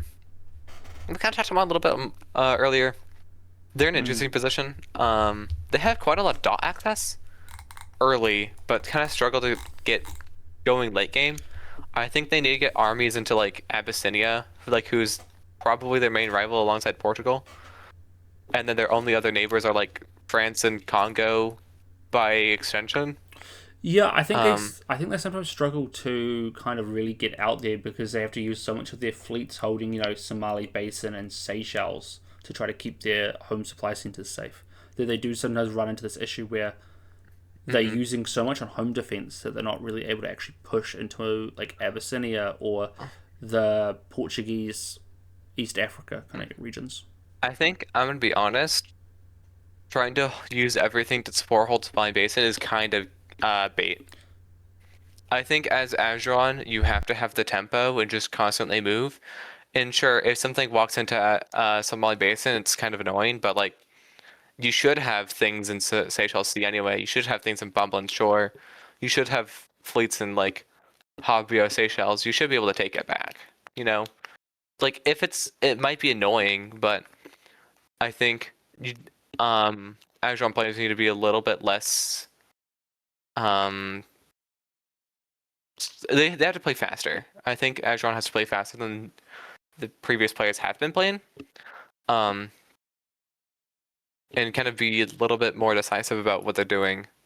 But like I think if you're able to get into like Mekelle, Durba Burhan, Oromo, get into Sanaa, get into Aden, then like start steamrolling down to like Portugal, take like Maravi, Burundi, Zanzibar, Riviera, Camina, stamp Congo, get into Pongo, all that stuff. I think you can really start getting in the game, and I think they're more of an army power than other people are thinking. But also, I think you can play fleets, and just kind of like become a France, but less on INO and more nearby. Get Seychelles, going down to Madagascar, get into India, get into Arabia. But I think you kind of have to play both armies and fleets here. It's not like either or with some other powers that we're talking about. You really have to be pushing with all of your forces at the same time. So like if you're Exactly. stabbing Abbey, you need to be Getting getting into support. Saidamo. Yeah, you need to be getting into Saidamo, you need to be getting into Gala, into Ausa, but also into Gulf of Taurora. Yeah, it's getting that all around pressure, right? And then if you're stabbing Portugal, yes, you need to be supporting yourself into Makua, you need to be supporting yourself to Dibemba, but also get into Comoros Islands, and then you can get fleet pressure. If you're going down to, I guess if you're attacking France, then it doesn't count. But you could convoy into Sakalava. That'd be cool. So I guess this- Imarine is technically better I mean, I think because it's adjacent to all three instead of just two via army. I mean, yeah, but if you're just gonna do a convoy, year one, I mean, why not? That's actually so true. I don't think you should, but that's so true. I mean, hey, people are gonna play the game how they're gonna play the game, you know. That's actually, yeah, true that. I mean, just you wait for the army convoy into Maldives, year one. Right. Who's their Best- colonial buddy? Best friend, colonial best friend, low key Dutch. Yeah, the Dutch. The Dutch are fighting everyone who they hate. Yeah. It is just a clear they work together to kill the Portuguese everywhere they go. Mhm. In this case, it is anyone but Portugal. Really, Anyone but Portugal. maybe not Yeah. France. There's a world where it's not France. France often starts I don't think preying on France. them. I think you much rather work with England, Yeah, 100%. or are you Regional bestie on the continent? on continent? Ottoman or Bornu? Probably Ottoman. Probably Ottoman. Less of a threat than Bornu. 100%. And less Bornu than Bornu, you know? Less Bornu than Bornu is definitely probably more accurate. Yeah. Yeah. Intercontinental ballistic missile friend. Guarani? Guarani, yeah. Yeah, 100%. Mughal. Yep. Yep. Yep. Well, Abyssinia. Abyssinia, they kind of in a weird position where, similarly to Ayutthaya, they're kind of blocked in. They're gonna fight their way out. They only really have three neighbors, that being Ottoman, Bornu, and Asheron. And they unlock more neighbors as they fight through them, but the Bornu, Ottoman, Abyssinia triangle is a triangle of all time. It's insane.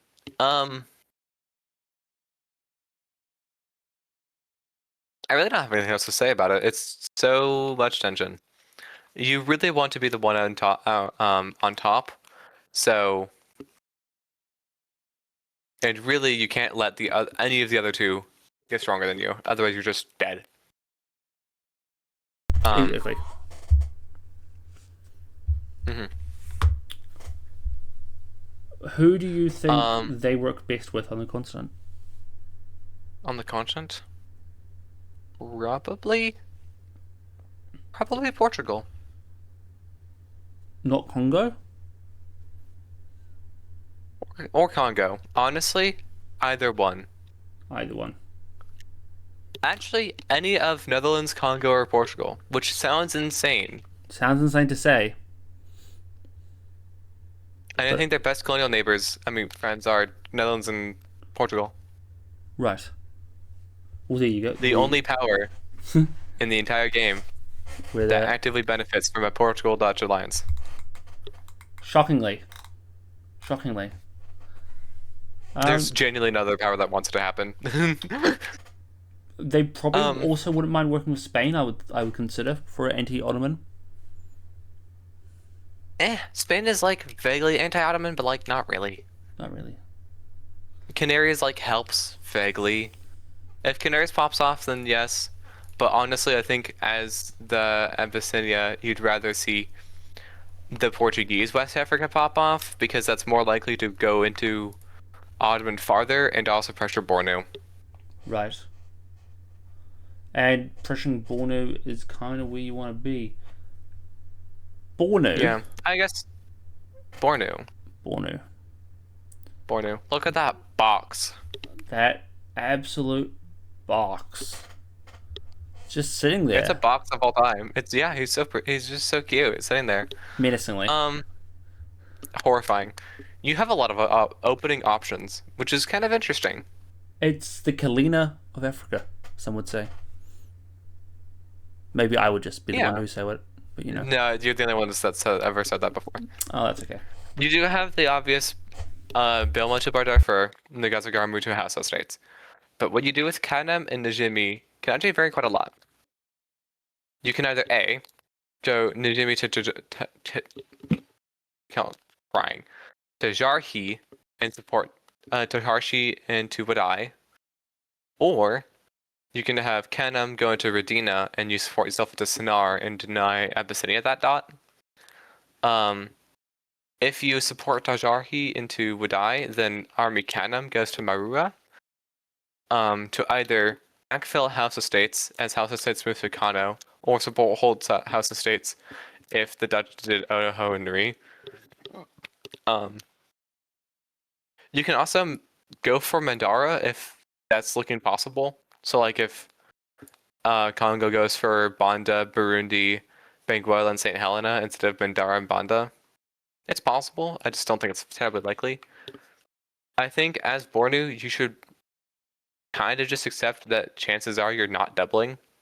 If you can double, then you're absolutely gonna like kill everyone on site immediately. But I don't think it's reasonable to expect that. Just because all of your neighbors really don't want to see you doubling. Just because it's so many armies. Something interesting about the Bornu position. All of their home supply centers are adjacent to 3 other, like, not Bornu places. So, like, you actually have quite a lot of directions to go. Because unlike what made Bornu so immortal in regular Imtip is they had the 4 in the square, they had Lake Chad in the middle. Not even adjacent to anything else, just in the middle. And then what made them difficult to break into was within, like, around that box of 4, there was 5 tiles. And it was impossible to break into. I also think in this positionally map, it's in Dib it was harder because Ottomans were focused to the north often, not the south. That's true. And in this map, that's not quite the case because on like 5 tiles, I have, first of all, Chad is, like, Najimi and Bilma are disconnected from each other, so that's one less point of defense. But also, they're surrounded by Tajarhi, Agadez, Fashi, House of States, Marua, Bakasa, Rendina, and Darfur. So they can actually get broken into relatively decently. It's still like a wall. It's just less of a wall. But yeah, that's Bornu. Best colonial neighbor? Bornu? Best colonial friend? Portugal. I hate it when you say it, but you're right. I know, I hate it too. Best regional friend? Eju? Maybe Eju? Yeah, probably Eju's the only one who they don't really collide with and who they could work together on Abbey. Best intercontinental friend, Kalina. Yeah, because Kalina doesn't Yeah. really bother anyone, to be honest. Kalina's just a chill guy. It nerfs Dutch, which is kind of nice for you. Exactly. Maybe you And unless we go to- you want Mughals, because Mughals kind of nerfs Ottomans almost. It also nerfs Portugal, which you don't want to see happening. Either way, last but not least, Absolutely not least. Mughals is Mughals. Mughals. We kind of talked about this a little bit earlier, but 100%. I think Mughals is one of the most complex powers on this map. You can do a lot. You can do a lot, but you don't have a lot. That's Correct. That's And what you I would know, say. I'm not giving you a force supply center, and stay mad. And that's okay. You are in a really interesting position as the Mughals. Welcome to Colonial Hell. Location, population U.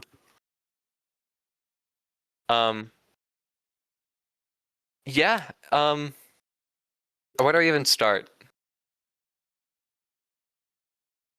Portugal can murder you. England can murder you. IU can murder you. Dutch can harass you. France is your best friend, and Spain is your best friend.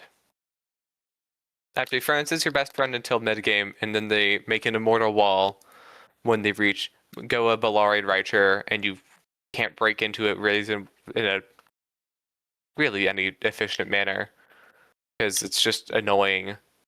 And then where are you getting the rest of your supply centers for your victory condition? And you kind of have to fight them, but it's going to be difficult. And then Spain is still your best friend. Spain is always your best friend. I mean, Do you yeah, think- you guys. Do you think the change of having Bandar Abbas be Dutch will mean that Dutch Mughal alliances against IU will be less common or more common? Probably more common, to be honest. I think the Dutch value the Mughals being alive and well enough to not really get into major conflict. Yeah, they can harass you, but I think as the Dutch, you want to be seeing the Mughals doing relatively decently because they are the colonial nerfer. They are the colonial. Let's And as the Dutch, you really want to be seeing that happening. So first dots, Kolkata's got quite a lot of options, honestly. It takes Bama. What do you mean?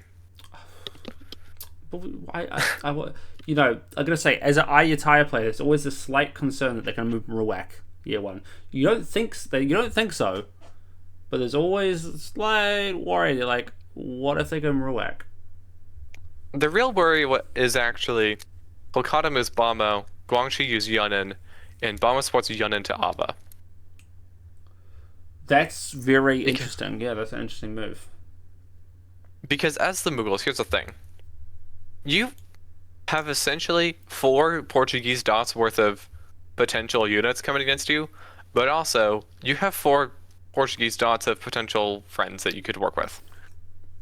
Yes, it's tense, but at the same time, if you make it work, you just have to stab them later. You guys can murder basically everyone around you. Brutally with knives. I think the most really critical thing that's changed is that Kolkata now can't be tapped year one except by Raja Mahendri, which basically means we're gonna see a fleet Kolkata. Which I think is gonna be huge for Mughals. Because we haven't really seen that, and I think that's gonna be really, really good to see how Ayutthaya reacts to that. They're not going to get into Bay Bengal nearly as easily. They're that's not for going sure. to be very happy, probably. We may see more Pigu fights. I think Mughals is really interesting. Generally speaking, France is your best friend on the continent, but you really don't want to see them popping off too much because, like I said, once they get to Goa, Bellari, and Reicher, dude, you can't break it. Yeah, It's gonna take 8 million years for you to break that. I feel like as soon as either Portugal or France reaches that Goa, Bellari, Ratcha line, like they stop being your friend at all. They are now your threat because they are coming north. They're coming north, but also you're coming south, and you guys are just like hold at each other. The entire game. You just have to make sure that doesn't happen, really.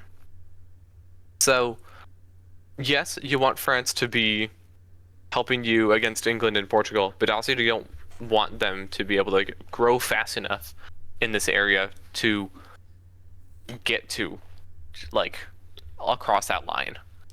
Yeah, you kind of want to outrun your colonial rivals, almost. Yeah, for sure. Because like you have a relatively easy expansion route, like Surat, Hyderabad, Raha, Masulipatam, with the other, if you're working with the other two. Alternatively, you work with England, which I think is actually much better than it looks on paper, because Fleet Ahmedabad just makes more fleets. And as you know, this is a Dander variant, so you make fleets. Fleet. Yeah. But you can actually quite reasonably like get Surat and then get Goa, Bellari, and then get into Cochin. And if you can have the west coast, then it's much easier for you to break into the English east coast. Yeah, because for example, if you really try to push out fleets by Ahmedabad and Kolkata, you can kind of surround those colonials in India and really pressure them. You can really push down, I think, a lot easier. Who do you think? So apart from Pushing, so they can kind of work with pretty much all the colonials, right? You would agree?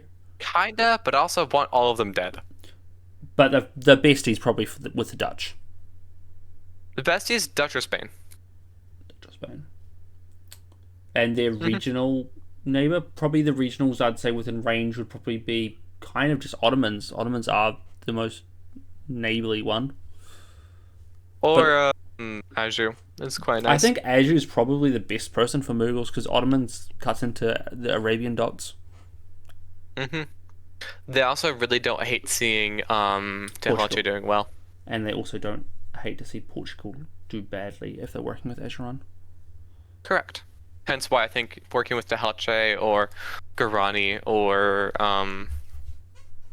Congo I think is viable. Though I think working with trying to make seeing Congo do well is maybe not as desirable because it means that Acheron could be doing less successful than you'd want. I was going to mention, if you have one coast of India, you can push into the other coast of India if you're Mughals. If you have, the issue is, if your other colonial friend, as of right now, gets into all of the south of Africa, and you have the north of Africa, you can't push into that.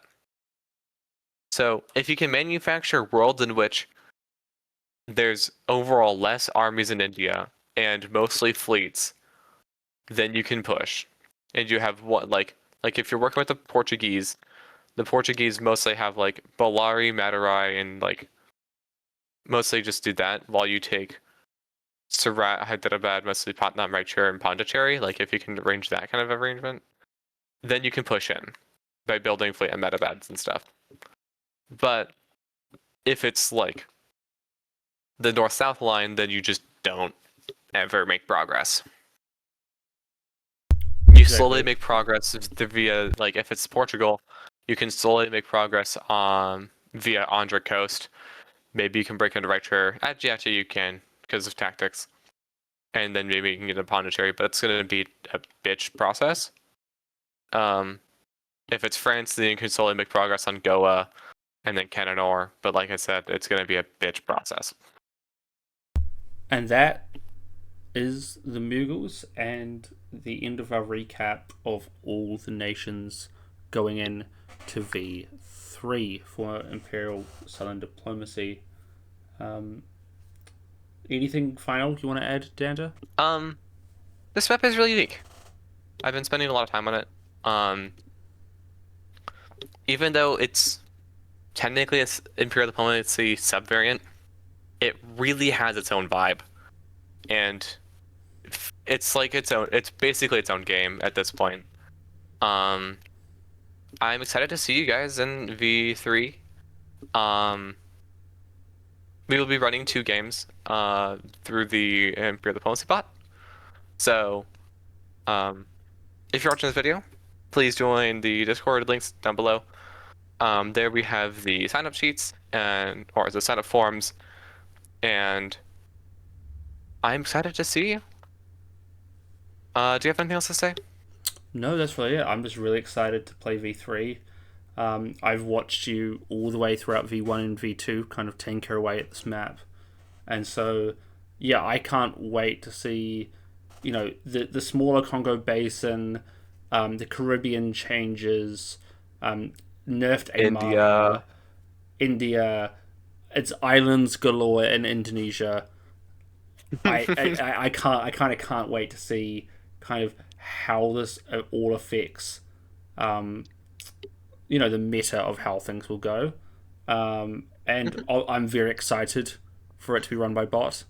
I think that's a really big step up, and it really just goes to show how good the map is that we're able to get the bot integration for it. Yeah, for sure. All right. Well, thank you very much. Thank you very much.